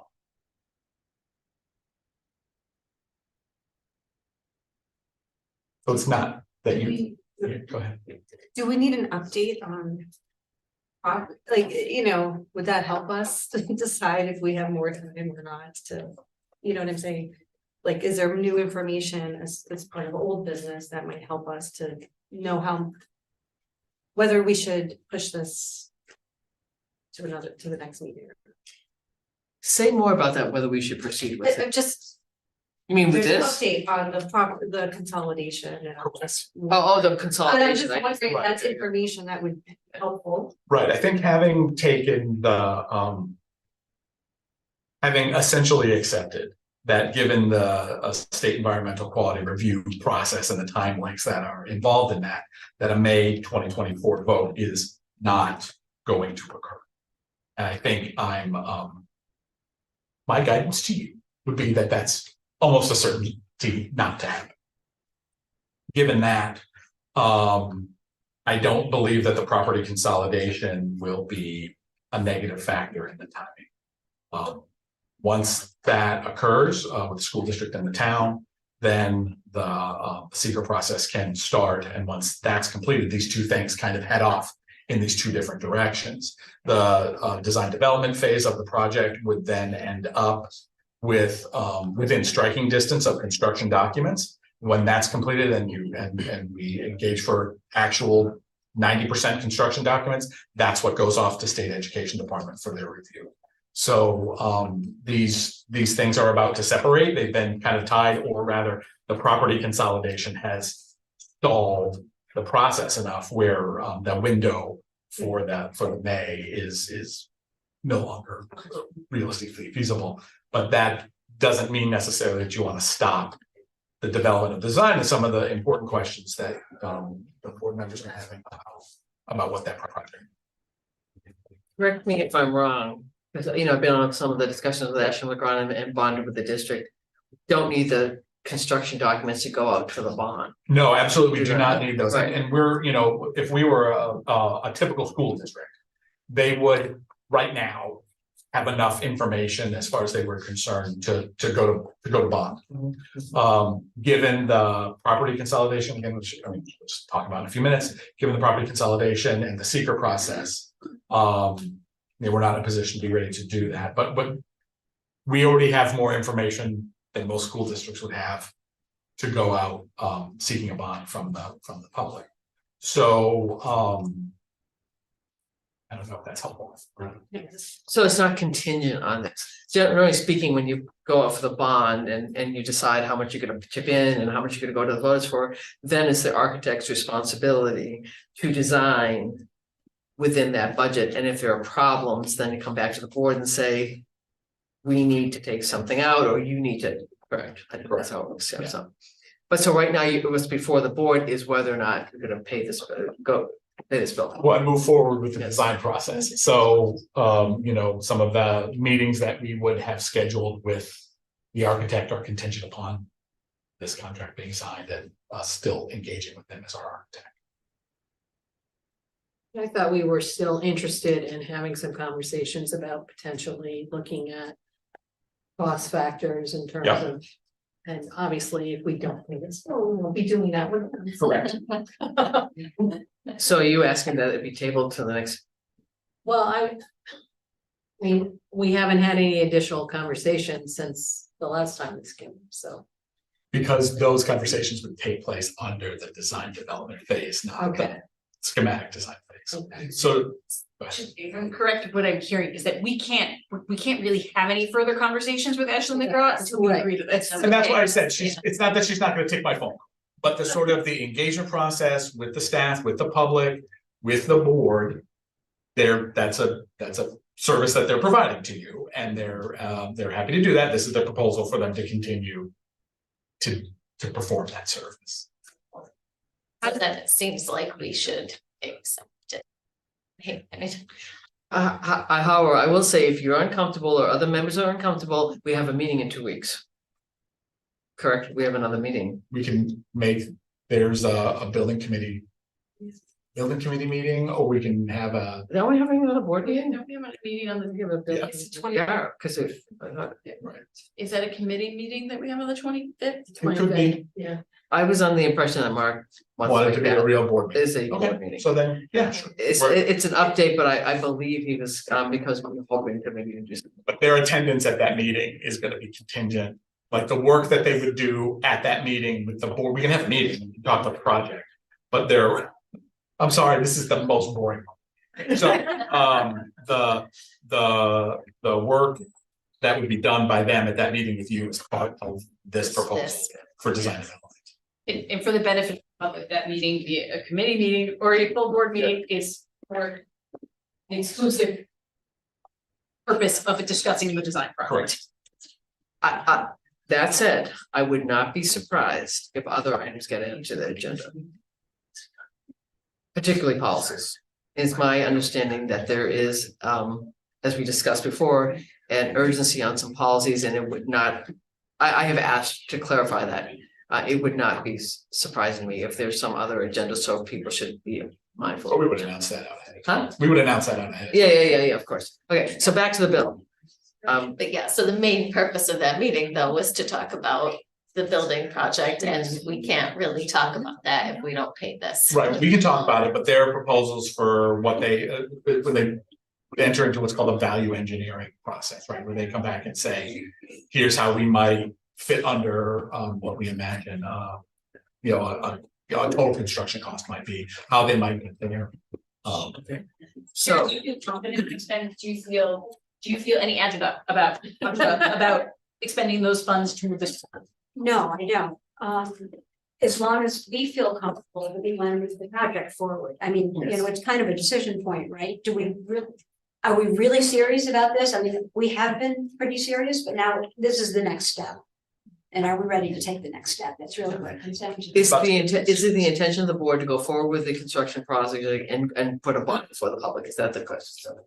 This would be the bulk of that. This is where, I mean, design development, it says right in the name of it. This is where they work with you, they incorporate the work that they've done with the staff and the public to be able to come back to you and say, this is what it is. Up until now, it's, you know, pretty drawings and how much square footage should go where and where this might be, but this gets down to brass tacks as far as what that design would look like. All right, so since we don't have the full board here, I'm just gonna throw it back to discussions prior to the board meeting, this board meeting, to find out whether or not you had any input from Mark or Michelle in terms of their level of comfort in moving forward with us. Either. Do you want my opinion on Either that? way. I'm happy to give you my opinion on that only. I don't speak for either of them and I wouldn't dare, Right, but they're, I mean, I think they're actively engaged in the process, so. Yeah, And Jeff, sorry. Go ahead. This would probably, am I correct in assuming that this would be the last chunk of money that we would have to come up with? The next step would be to go out for the. And that's why I said in their original contract that dates all the way back, the only other phase, well, that's not true. The next phase after this would be called construction documents. It's the development of the actual construct, you know, in blueprints. That's what gets submitted to SED, that the administration of that process back and forth with the education department and the finalizing of what those look like. That's that process. And then there is, the last one is, contract maintenance. I can't remember what they call it, where they are ensuring that, that all happens when it actually gets built. That the architects are ensuring, the engineers are making sure that your vendors are building things to the spec that was designed. So, but really, as far as design concerned, this is the bulk of the design. That's why this is the biggest fee. That's what that's about. And SCD review happens after the bond. I mean, SCD. Yes. Yeah, I know what the district has, I did the bond, it's already happened after the bond, so. All right, so unless there are other questions or concerns, I have been on lots of meetings with Mark and Ashley McGraw and Jeff, and there's been active discussion. So I believe that they would support going for, it's their intention, if they were here, to go forward, to vote to go forward with the project. So, all right, so could I ask for a motion to approve? There's a first, someone to first the motion. A second, please. I'll second. All in favor, say aye. Those opposed? That motion carries. New business, I don't think we need legally a motion for the board retreat. I think we just raised it. Whether there is, are we done with our documents? We are, yeah. Okay. We'd like to, I think we were supposed to be talking about calendaring in, but perhaps could, if it's, have a very brief discussion whether or not people would be willing or interested in having a board retreat. And if so, I ask that Jen or someone, a staff member put out a doodle calendar and we check with Upper Hudson for facilitation. But any quick discussions or thoughts on whether or not we should do a board retreat? Sounds like a great idea. Yeah, definitely. I always supported it. Calendaring will be challenging. Any group, including high functioning ones, should have. Okay, so let's just suggest a 90-minute to 2-hour frame. And we'll check with Upper Hudson first in terms of their calendar, and then we'll get a group calendar. Thank you. Is that my expectation that you would be looking for Upper Hudson to coordinate that? I'm sorry, say again? You were looking for Upper Hudson to coordinate the retreat? Facilitate it. Facilitate. Yeah, yes. And they can talk with the leadership in terms of anything, yeah. We're supposed to do some amount of training every year, right? If we Yeah. do this, would that count towards our It does, 2 hours? because it's Upper training? Hudson, yes. They are Whoever's accepted. an authorized provider. All right, the next item is patron point presentation, and to be honest with you, we've kicked this down the line once or twice. We have, though, in the interest of time. It always happens. I know. How long does it take? No, how long does it take? Who's gonna do it? It would, we were just planning sort of more of a free form discussion, but I really think, you know, the even if we were to approve it and to implementation, we could definitely kick it down another month. But if you check the packet, there's a page that I've kind of lined out from the marketing perspective of why I think that, Let me do it. Can we give this 10 minutes? Are people willing to give the discussion of this 10 minutes? And we can just go through it, can they do it in 10 minutes? Can you do something? some discussion of it. I think so, okay. And if we need more than 10 minutes, we'll bump into the continued discussion in the next meeting. Okay. Fine. I mean, as a bottom line, it's a really great marketing tool, and so that's the perspective I'm coming from. But it actually does a whole lot of stuff, that would aid Phil and track things, but. Can you scroll up a little bit? So I pulled in some other graphics. If you go to the graphics. So what this would do, because currently I have the email marketing newsletter, which is kind of one of our best ways to reach people now.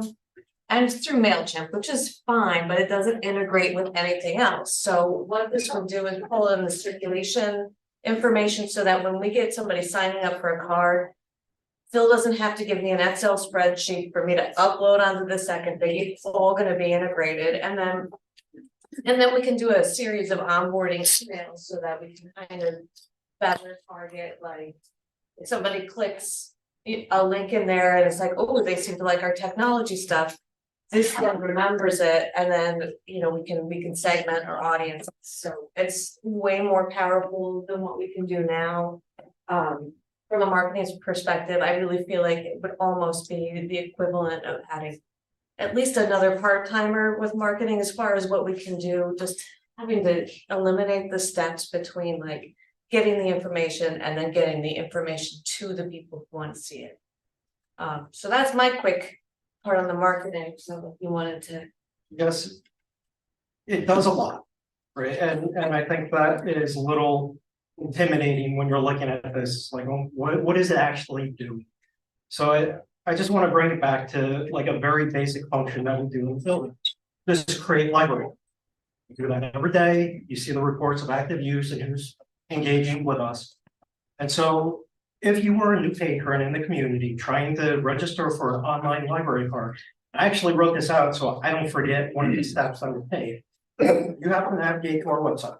You click on get a library card link. That link redirects to the Upper Hudson Library form. You fill out that form, you get a temporary barcode, which is handed to you on a single web page. If you forget to write that down, it's gone. So you have two options. You either go through the entire process again, or you come into the building with your photo ID and your proof of address, and we go through the motions of getting you a card.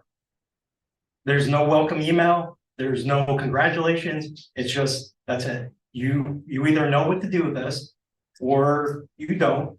There's no back button to go back to the Bethlehem Public Library webpage. So that's kind of its own problem. It's a temporary card. So you have limited access. If you go into Hoopla and you sign up for Hoopla, and then you come into the library for a physical card, you have to jump through hoops to change your card in Hoopla as a patron in order for that to bridge the gap from physical card to digital. On the staff side, this patron comes into the building, they have a Upper Hudson Library card. So when they walk through the door, we have to change every field on that card anyway to get them an actual library card. They need to come in with their proof of address, their ID. They're sitting at that front desk, working through every card that they have. So it's a family of four. They're waiting for their family of four to get this process done. Once that's finished, the patron has a card, but there's still work on the staff side, and that information is given to another staff member who then goes through, enters that information to validate that that person actually lives in the school district of Bethlehem. And while they're at it, we ask them to like proofread and stuff, because why not? They're already looking at it for the second time. What Patron Point does, it allows us to host all of that information on our website. You go to our website, click on get a library card, it's there. The form is there, it's embedded. So you never actually leave the Bethlehem Public Library website. All of the information that you enter is validated when you enter that information. So it's not just name and address, it's actually using the same, I don't want to make this sound scarier than it is.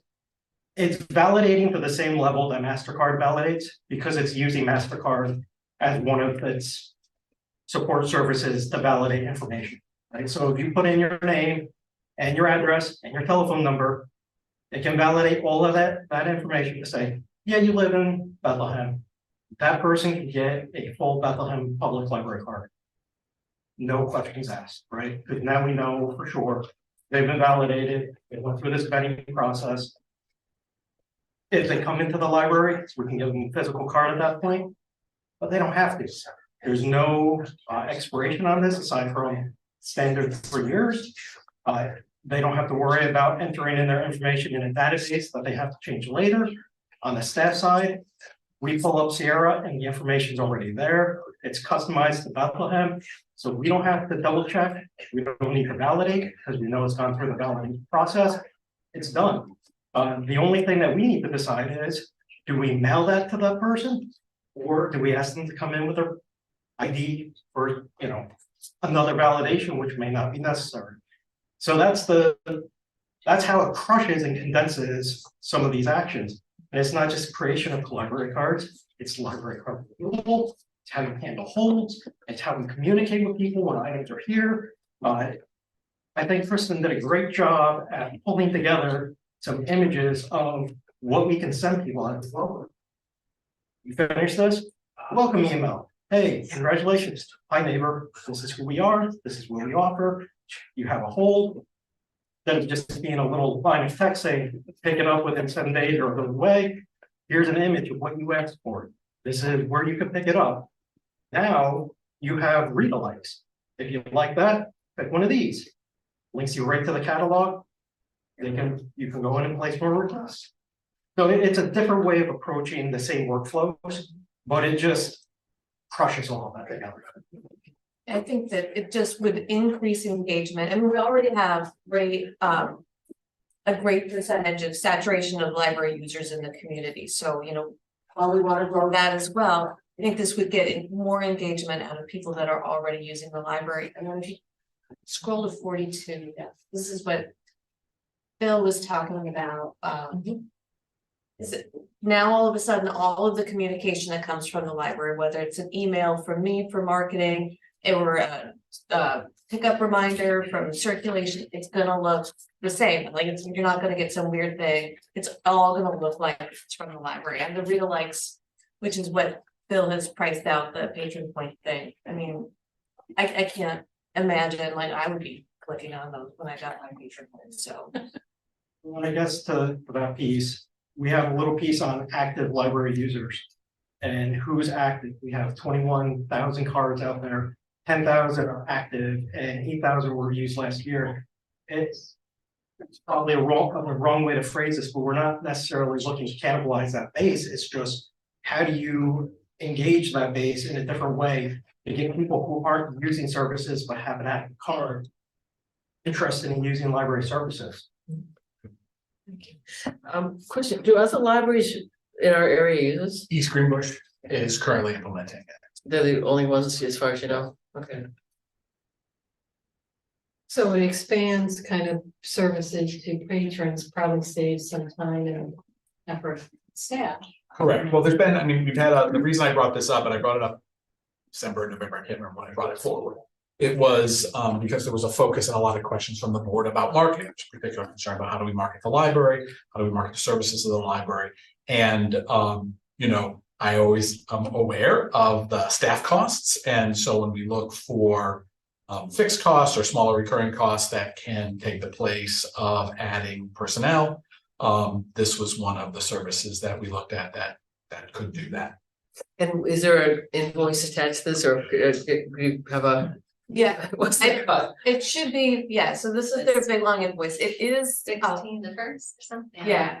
So and I've actually already kind of been talking a little bit with Sherry about what would this look like as far as a budget impact. If we migrate everything over from MailChimp, that's like 2,300 right off the bat. And that's a yearly fee for the MailChimp. Marketing, the budget line is underspent by about 7,300, and then because some of this also applies to like other departments and other uses, there's probably some savings in some other lines as well. There would be to offset some of this. So you don't have budget concerns with it? I don't, no. So here's gonna be my suggestion, and the board can tell me. We've gotten the overview. In terms of discussing the cost, do you want to take action on this now, or do you want to wait till the next month? At least we have the overview done today. Do you want to wait on the invoice and then the financial part for next month? I think so. I didn't see this. I'd like to look at this more. I didn't Okay. see it. Okay. We're also missing two people, Yeah. so. I mean, I can go either way, so, So, But thank you. Yes. okay. it looks great. So I'm sorry, say again what you just said. I said we were also missing two board members who I think. Yes, yes. All right, so let's just table this for next, but with the expectation we're actually gonna take action and a vote on the actual decision on whether to adopt this or not, and with as well as the financial piece associated with it. But at least we got some taste of what it was about, because I know that it's been on the agenda for a couple of times and we just haven't done it. I'm gonna make a recommendation on the year-end statistical review. Make that part of the retreat. Okay. I don't know how the board feels about that, but we can carve out, let's say a 2-hour retreat or whatever, you get half an hour. Okay. Because I know that's also been on the agenda for 2-3 meetings. And so I'm gonna suggest, do you feel like it's a good recommendation? That's great. That's Okay, so we'll just take that off of all subsequent agendas and assume that there'll be some discussion in the retreat. So I'm gonna suggest that the retreat be a 2-hour retreat so that you get half an hour. Okay. Okay, thank you.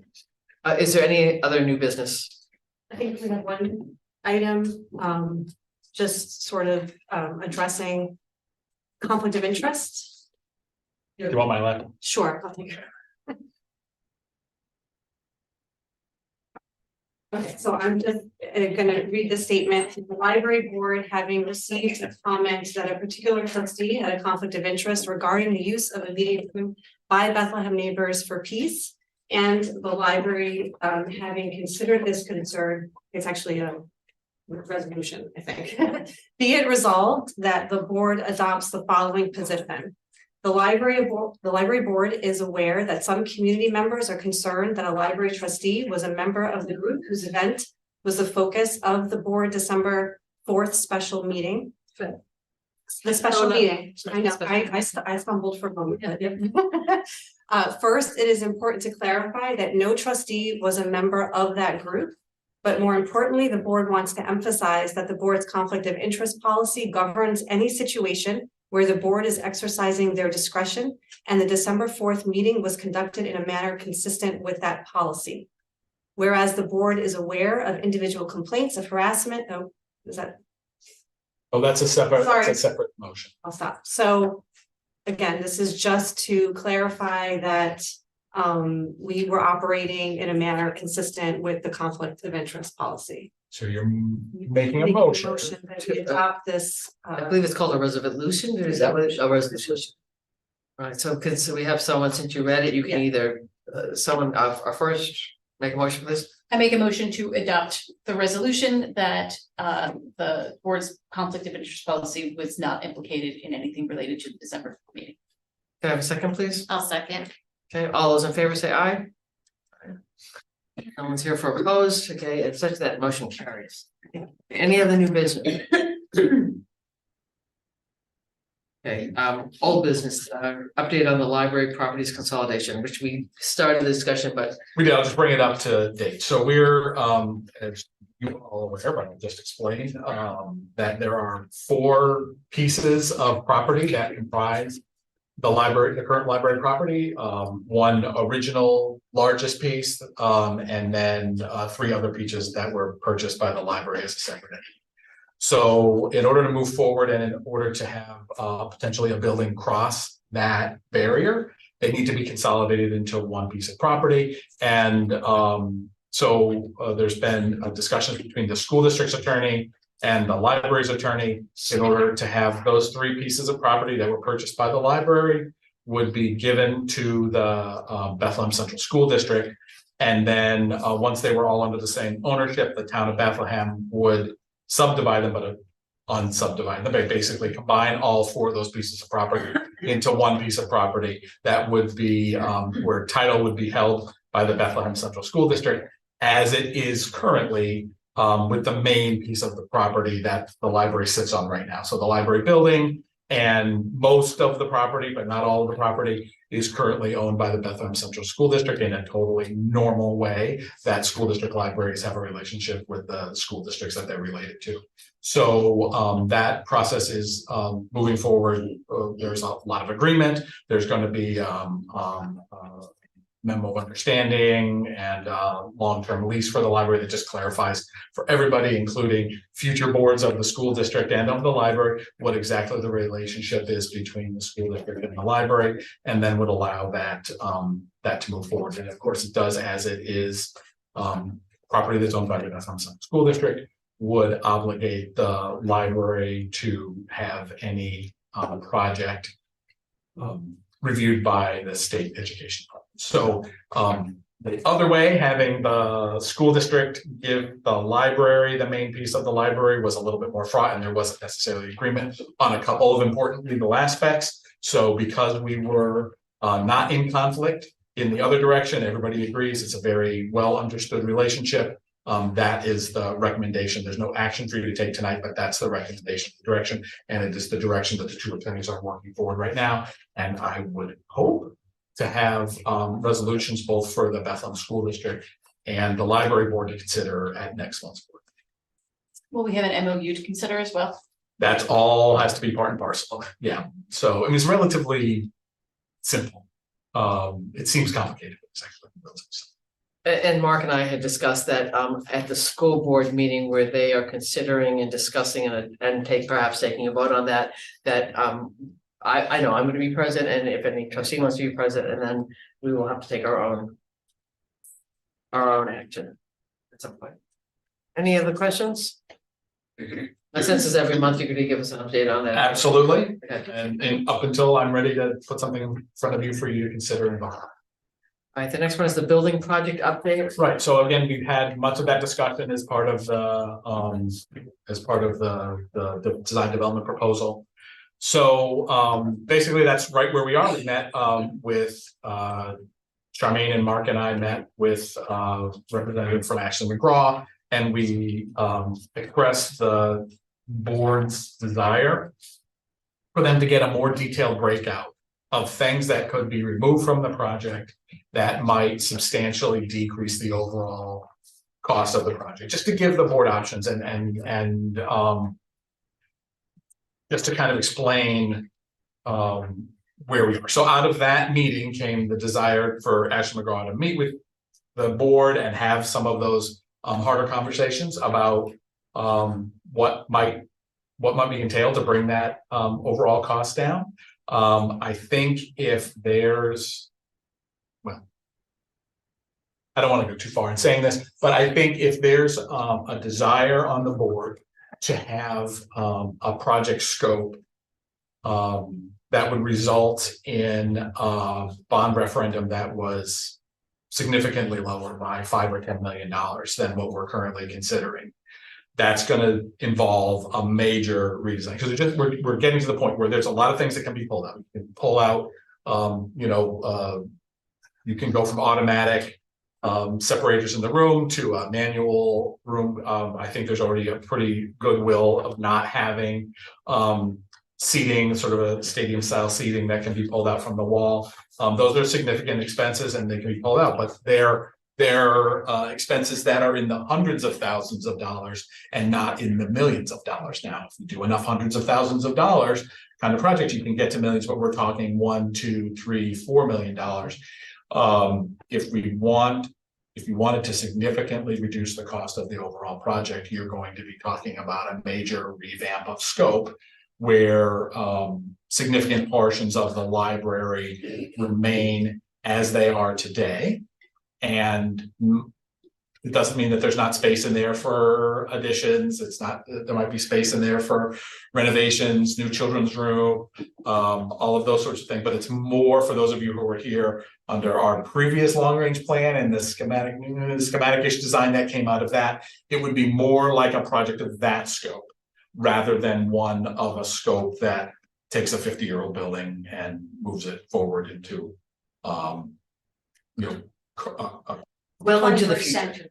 Yeah, right, so. Substantial changes. Right, I don't wanna relitigate this, but that's the decision that's in front of you, I think there are things you can do to bring the costs down in a, what I consider to be relatively minor way. There are things to be done, and the architects will do that work and put those in front of you and make sure that you're getting, if you're gonna put something in front of the public, that it's the best value for the public, making sure it's focused on the priorities that have been identified by the board and by our interactions with the public. If to significantly bring that cost down on a 20% or 30% or 40% reduction in that cost, I think we're talking about a major design scope. So that's my update. It's kind of just that's the conversation we had. It's not, it's not bad. It's just it's a thing to consider. What is the best path forward for the library? What is it that might be acceptable to the public as far as overall cost? And we have lots of ways to communicate that, but that is it's a political decision, and it's one that is left to the board. And so that's and my sense is that we're getting to the point where the board has to decide the general overall number and what we're comfortable with. And right. That will drive the rest of the project, and it can remain where it is, or we can nickel and dime down, as you said, a little bit here, a little bit there, or if there's the will of the board at this time is that we need a $5 or $10 million reduction or more, then the board has to make those decisions. Right, just a major scope, and that's Yeah. small decisions aren't going to get you to Right. So that will be the bulk of the next meeting, I believe, is with the architects and have that kind of discussion. I will note that there's been a number of recent public comments that have come in to us, Yeah. and we're still tracking those and. Absolutely, and we continue to solicit them actively. Yeah. So, and you can always tell when there's a flurry when we do our active solicitation. We're asking people that now that we have some pictures up on the front of the website, you can see some pictures about the design of the library. Every time we do that, it sparks conversation and meetings, and we bring all of those back to you, and I try to make sure that that's expressed to you in a concise way. Okay, now we have a lot of follow-up for the next 4 things. Yeah. Okay, well, actually, some of them are just updates, some of them are second reads, some is discussion. I think this will go faster than you think. As chair of the meeting room policy, as chair of the policy committee, with both 2 members here and Mark is not, I'll just give a quick update on our work of the meeting room policy. As you know, the board charged the committee to come up with a revision. We've had 1 meeting, we have a second meeting coming up. How we decide to tackle that is to, we've looked at other library policies. We've solicited ideas from within the committee. Overview, I will say to you. The policy right now stands at 2.5 pages. The current draft is at 7.5 pages. There are 39 new caveats or additions to the policy or revisions to existing text, as well as multiple sections that have to be discussed by the committee and then be brought to the board. Just letting you know that, and the committee, the first question before the committee at the next meeting is, does the current draft create undue problems for members of the community to access the policy and access rooms? How we've decided, so the first meeting of the board was how to even organize the work and the nature of the policy. And we decided to put in other parameters that don't exist in the current policy to help a reader through the policy. So there are 7 of them, so 7 sections. The first one is guiding principles and overarching ideas that direct the actual regulations of the policy. The second one is eligibility for people to people in groups, what makes them eligible, things like you can't have charges, you have to have do within the hours of the operation of the library. And there's some new proposed ideas about, to be discussed by the committee, haven't been decided about, should, there be restrictions on what speaker or group can be allowed. The third one is application and process and timeline. So that's the who, what, and where of how to apply for meeting rooms. The fourth area is requirements to attend to before the event takes place. That means including filling out forms. A new caveat is showing proof of insurance. And then there are statements to abide by policies, local, state, and federal, as well as all library policies. And other requirements about press releases and advertising and supervision to arrange before a meeting. Again, this is all draft. Yes. Yes, hi, Shameen, thank you for going through that. I just want to make a clarification for the members of the public and everyone that having seen a draft of the policy, that any limitations on the speaker are not related to the content. The content that we are talking of, we are considering things. Recognized list of FBI terrorists, things that would hold up under other, that have been held up under other circumstances, could be outside the parameters of the First Amendment. I want to make clear to the public and to everyone in attendance that nothing in the policy is saying, if we don't like you, you can't. Sure.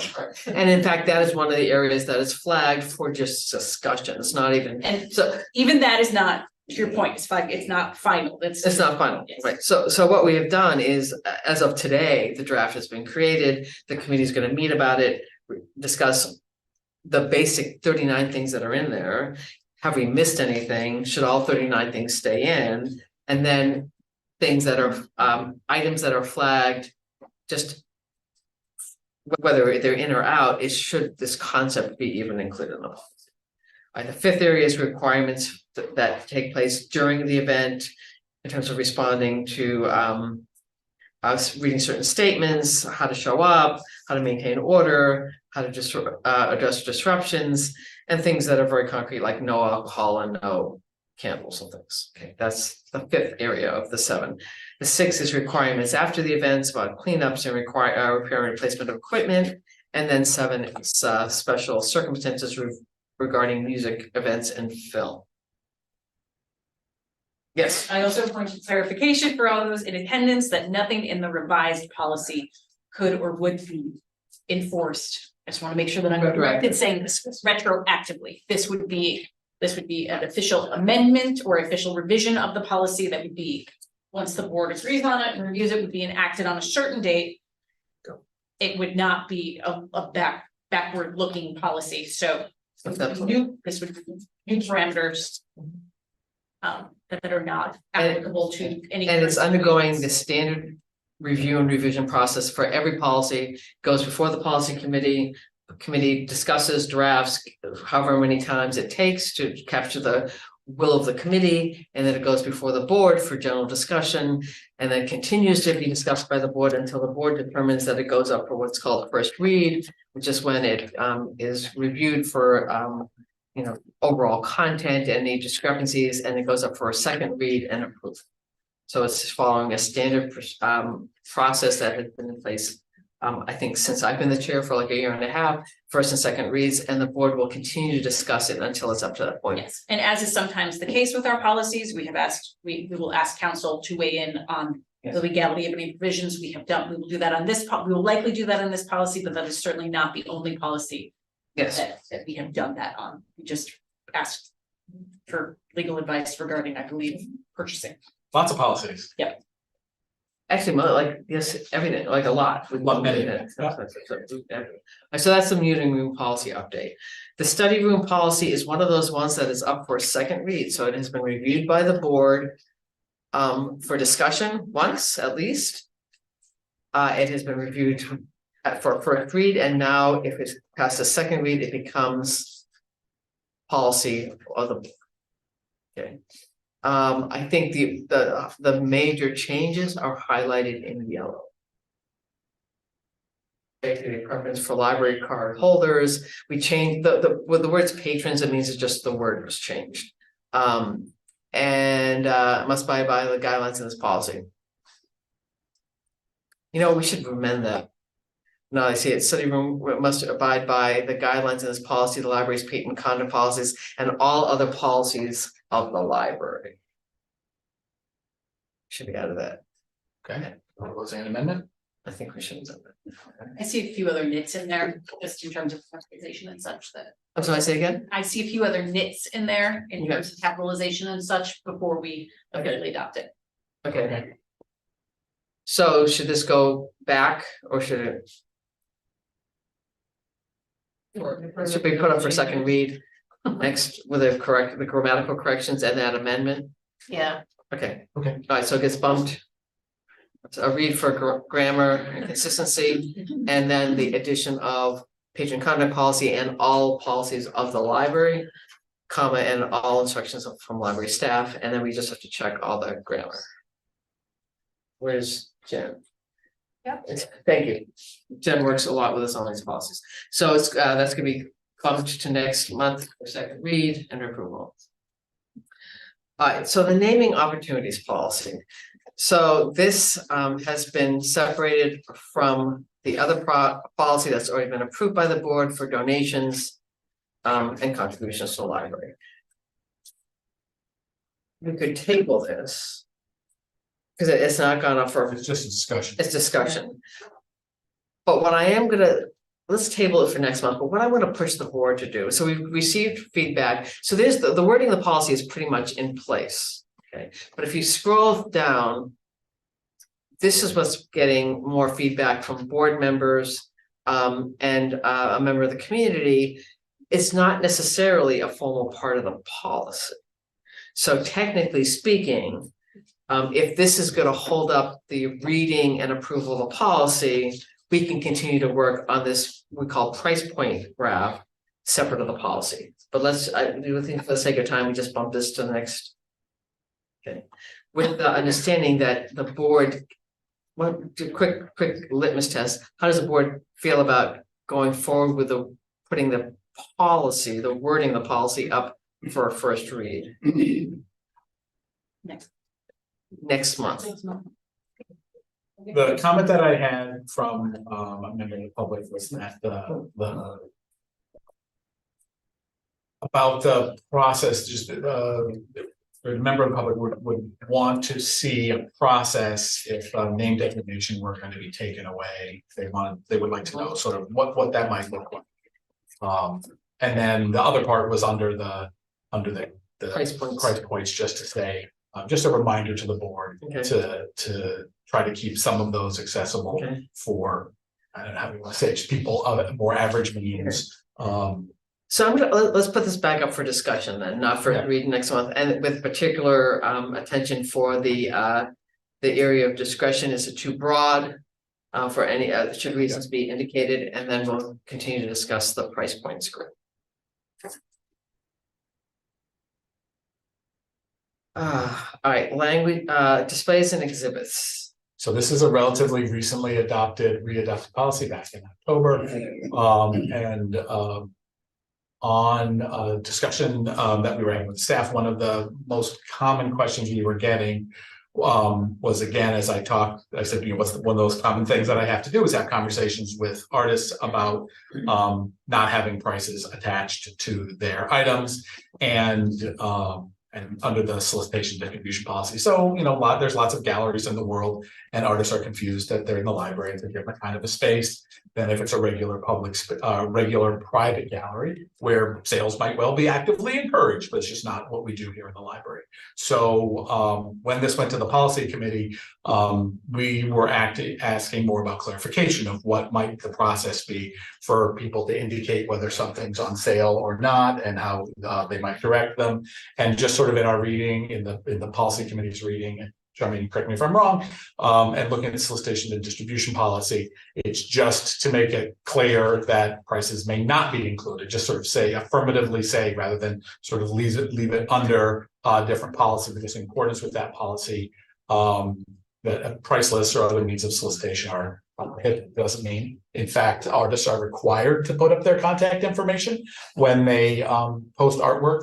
They must put up a way for the public to be able to contact them, but a conversation about that takes place outside the library and not here. So So I realized it says update, so Language update. I'm sorry, a language update. So I think technically speaking, it should probably go for a first read and a second read for approval because it's changing the policy. I mean, that's an internal process that you have. It's not required, the first and second read, but it doesn't matter to me. So if we want to put this up and move this forward as the first read and then reconsider it next month, that's fine too.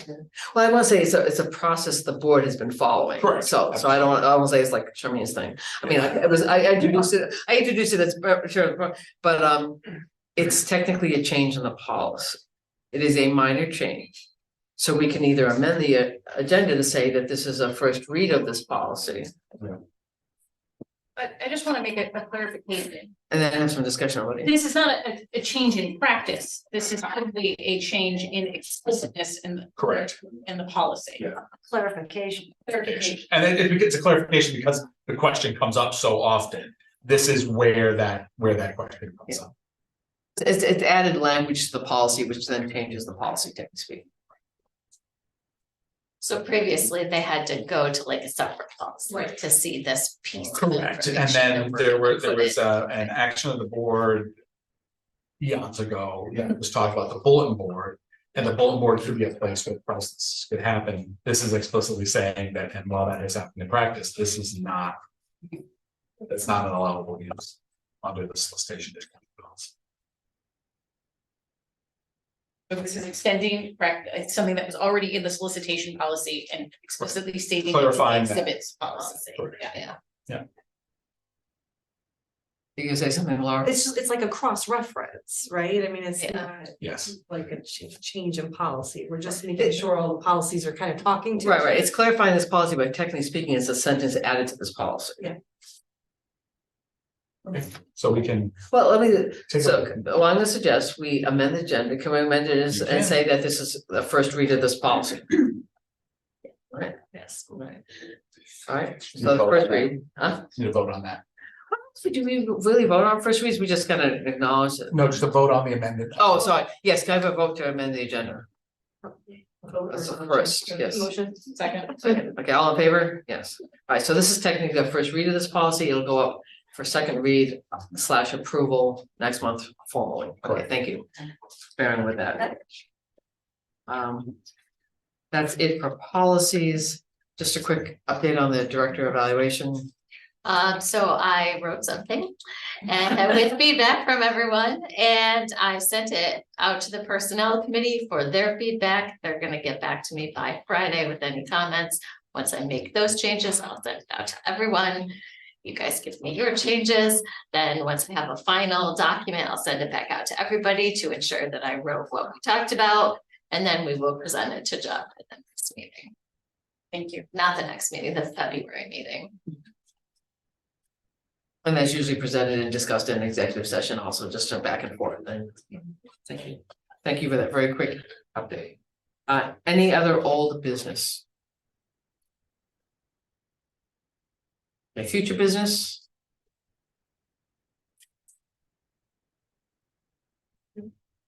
So we have another segment of public participation. So we grant another half hour or do we? Grant, yeah, just declare Up- that up- time up- for me to take a few minutes. Yeah, Okay, let's so why take a don't you 5-minute break. recess? 5-minute break.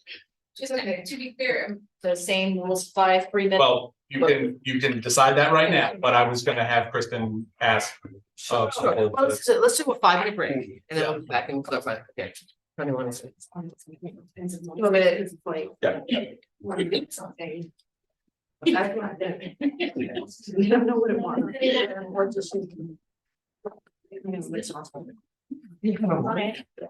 Not really, but okay. Okay, thanks. I thought this is for the. Well, it is, but I think you need to see it. Everybody else. Yes, if you'd like to make a public comment, you might want to just, helpful, of course, just have your name on the list. Thank you. No, I understand what you're saying. Okay. So I'm reading the minutes of the meeting and it's saying something about a sanction. I'm saying, well, some point. I'm gonna build a board unit and once. What was that? You're saying basically no. Yeah, but I don't want to speak. Yeah, at this point, anybody who's signing in. But is that what that means? I'm confused about what you're talking. Yeah, that's why I want to know that. Paragraph in the minutes. If you want to speak. Does that mean the issue's over? You've been voted on, you found guilty of it, and that's the end of it. So you're talking about the motion by the board? This is about the harassment issue. Okay, so Let me tie together. back to December 11th meeting. Yeah. The I motion. think you should go back and watch the video and then if you have questions, Nobody knew anything about it, so in a minute. it's Jeff. Well, I mean, people knew about it. But- I know, but we weren't invited to attend or no. I mean. You can email me at the library. What is it? What are these consequences? And please sign up as well. I mean, I guess I'll have to defer that to the board for an answer to you. What, are there any consequences that are falling from this? What you're really suggesting. I think it was her discussion, you said you said something about consequences? Yeah. I think she said, I think we discussed this tonight about it's It's under discussion. under discussion, We. but nothing we- we're- imposed. I just wanna, can you please re-ask the question? That I'm answering? Yes. What I'm answering. I think what you're saying is. I just heard him say something, had there been sanctions imposed by the board, and I said, you. I mean, that's what you're saying. I'm just saying that, and I'm surprised, I'm astonished that you would just ignore the law and just blindly proceed on these two things without giving any due process. That's what the law requires. Hi, he doesn't have any counsel present. It's okay. Can you, thank you. If this is the middle of a board meeting, the board doesn't have any counsel present. We're happy to speak to you at some point, but not now. We'll go back and tell everybody that's basically what we're dealing with, and we'll proceed accordingly.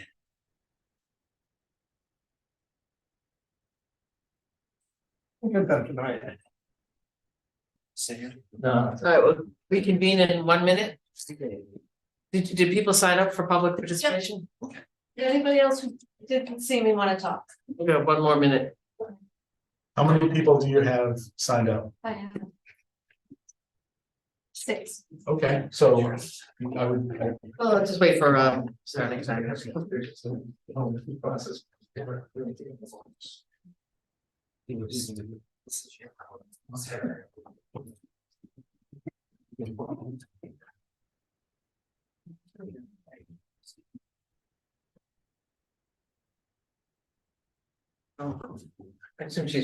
I know she has counsel.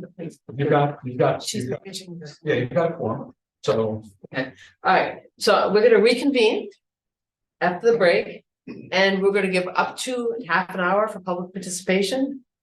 The guidelines are the same, each person will get 3 minutes. I'm sorry? One round of. Yes, each person gets 3 minutes, they'll get a warning when you have 15 seconds left. There is a sign up sheet, so we'll just call out names. We ask that people just address the board. It's not necessarily a dialogue with the board, you can just address and say whatever you want to the board. And we'll start with the first person on the list, and then we'll give half an hour to this. It's Molly Waters. My name is Molly Mulatto. Before I came this evening, I was listening to the live stream and I did hear you, the board, vote to reconsider the length of time for the suspension of the group Bethlehem Neighbors for Peace.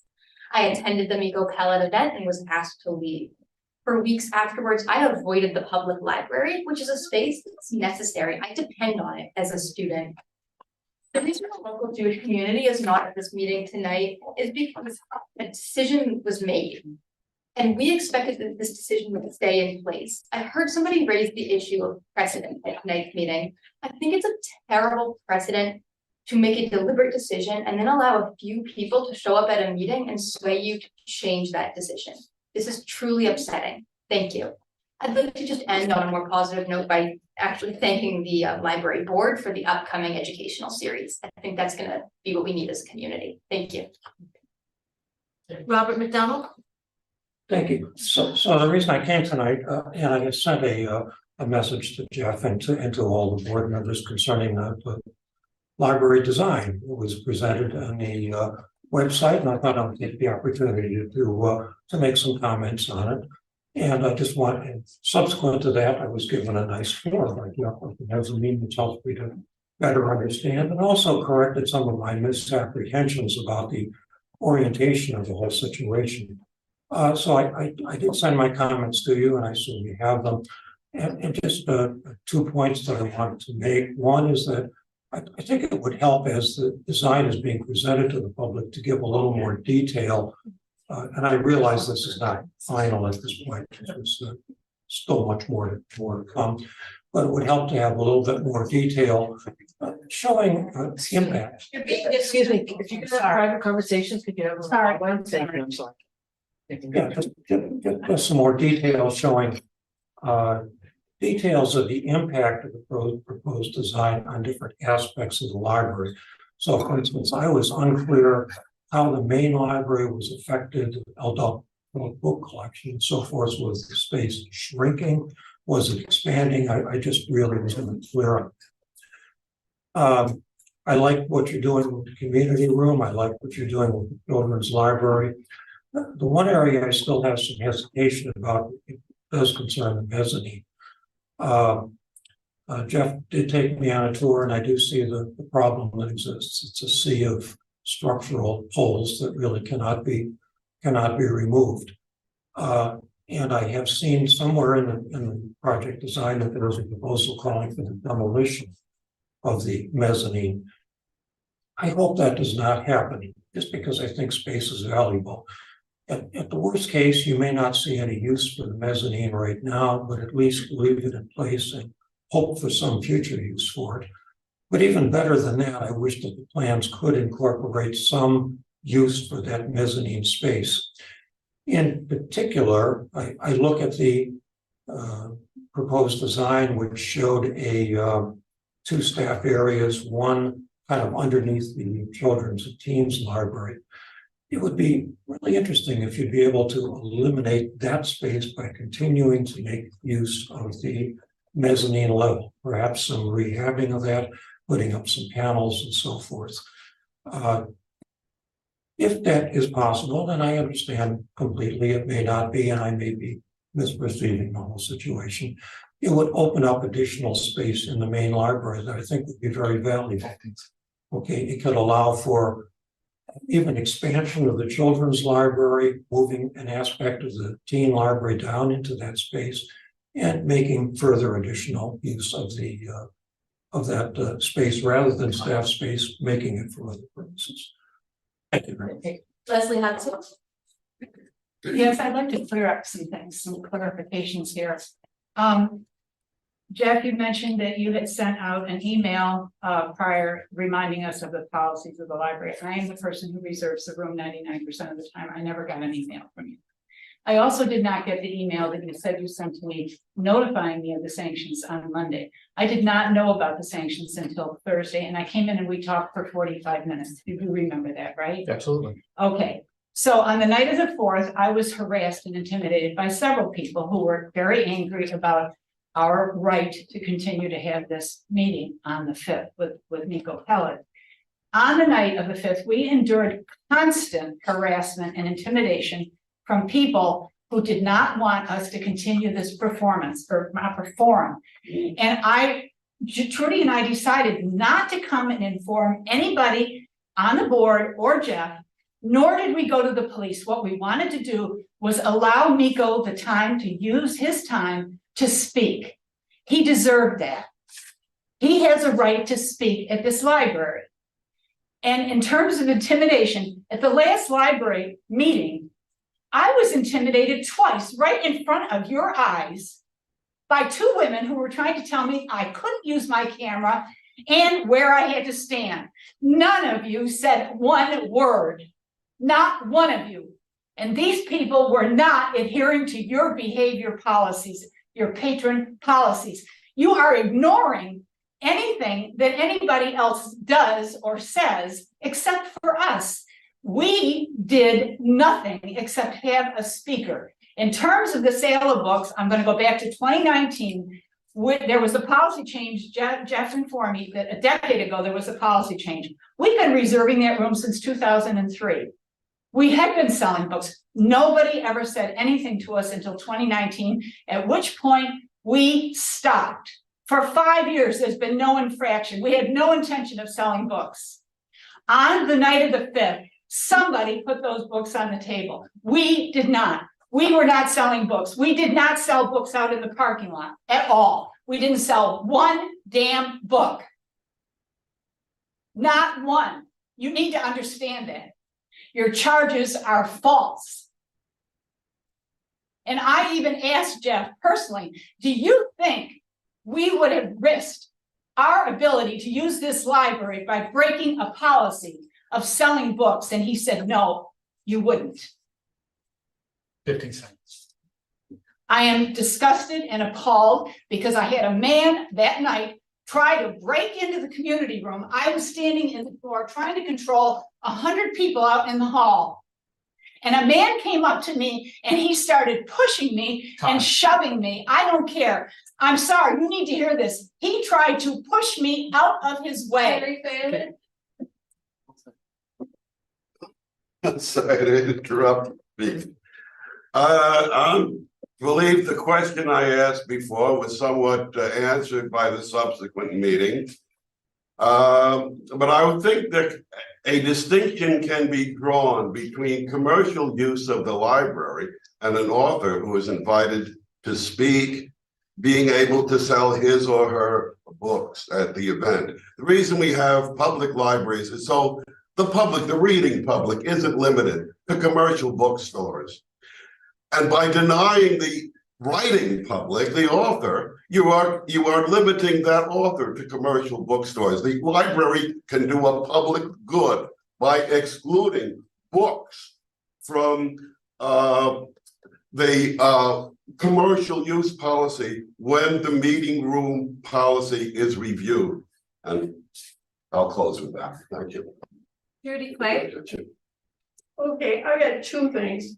One is, I'm sorry to say that after sitting here for 3 hours, I'm unclear about the paragraph in the draft minutes where BNP was convicted of violating the anti-harassment policy.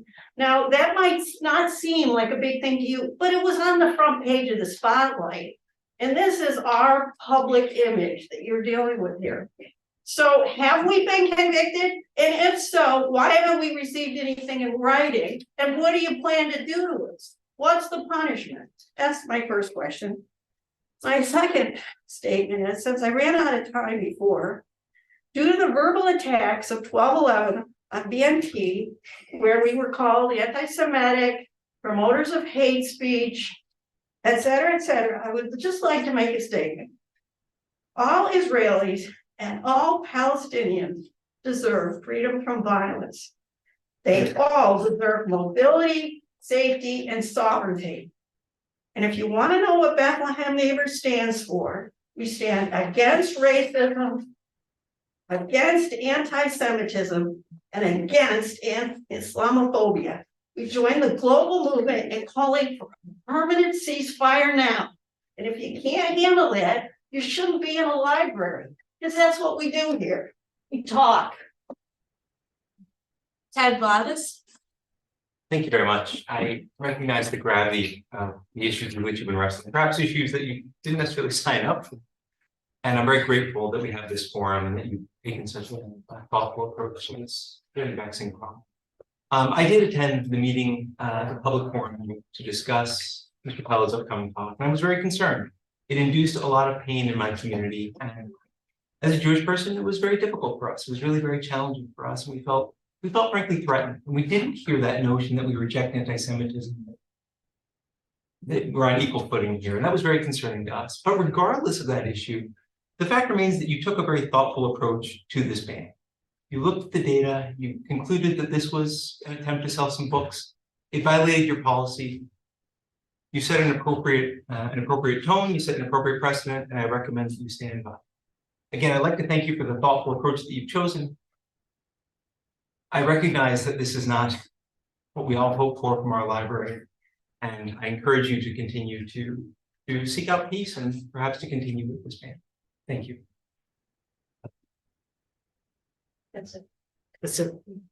Okay, well, just anyone else wants to make any public comment? First of all, I'd like to apologize for being rude. But I do want to say I was at that meeting that it's made to Miko. There wasn't anybody, Muslim, whoever, rude. There was people on the other side that were rude. And they talk about, I'm addressing all of you. You're talking about reputation here. Bethlehem Neighbors for Peace has been for peace for 20 years. All of our lives, all of our adult lives, we've never, ever, ever been hateful. And by this reporter and people here saying that we were a hate group, anti-Semitic, that is not something we have ever stood for. And for that, I feel insulted, I feel embarrassed, hurt. I can't tell you what this has done to me as a person who has stood for justice and peace. So I think you need to consider who was who and who harassed who. Thank you. They're not responsible for what the newspaper. Thank you very much. I think we're now on the agenda. Need a motion for doing that too. I'm not saying it. Are we? I know it's on the- Okay, there is no need for, I would recommend a 5-minute executive session. If, I make a motion for a 5-minute executive session, sorry. Purposes. do we? To discuss, to discuss legal aspects of our policy. Okay. You second it? All in favor? Okay, aye. Opposed? All right. Thank you very much. The meeting is closed to the public. Thank you. Yeah.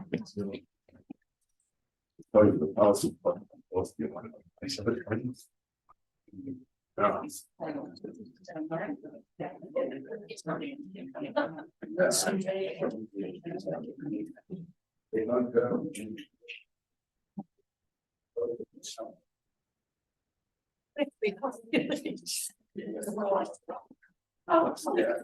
We always miss this part.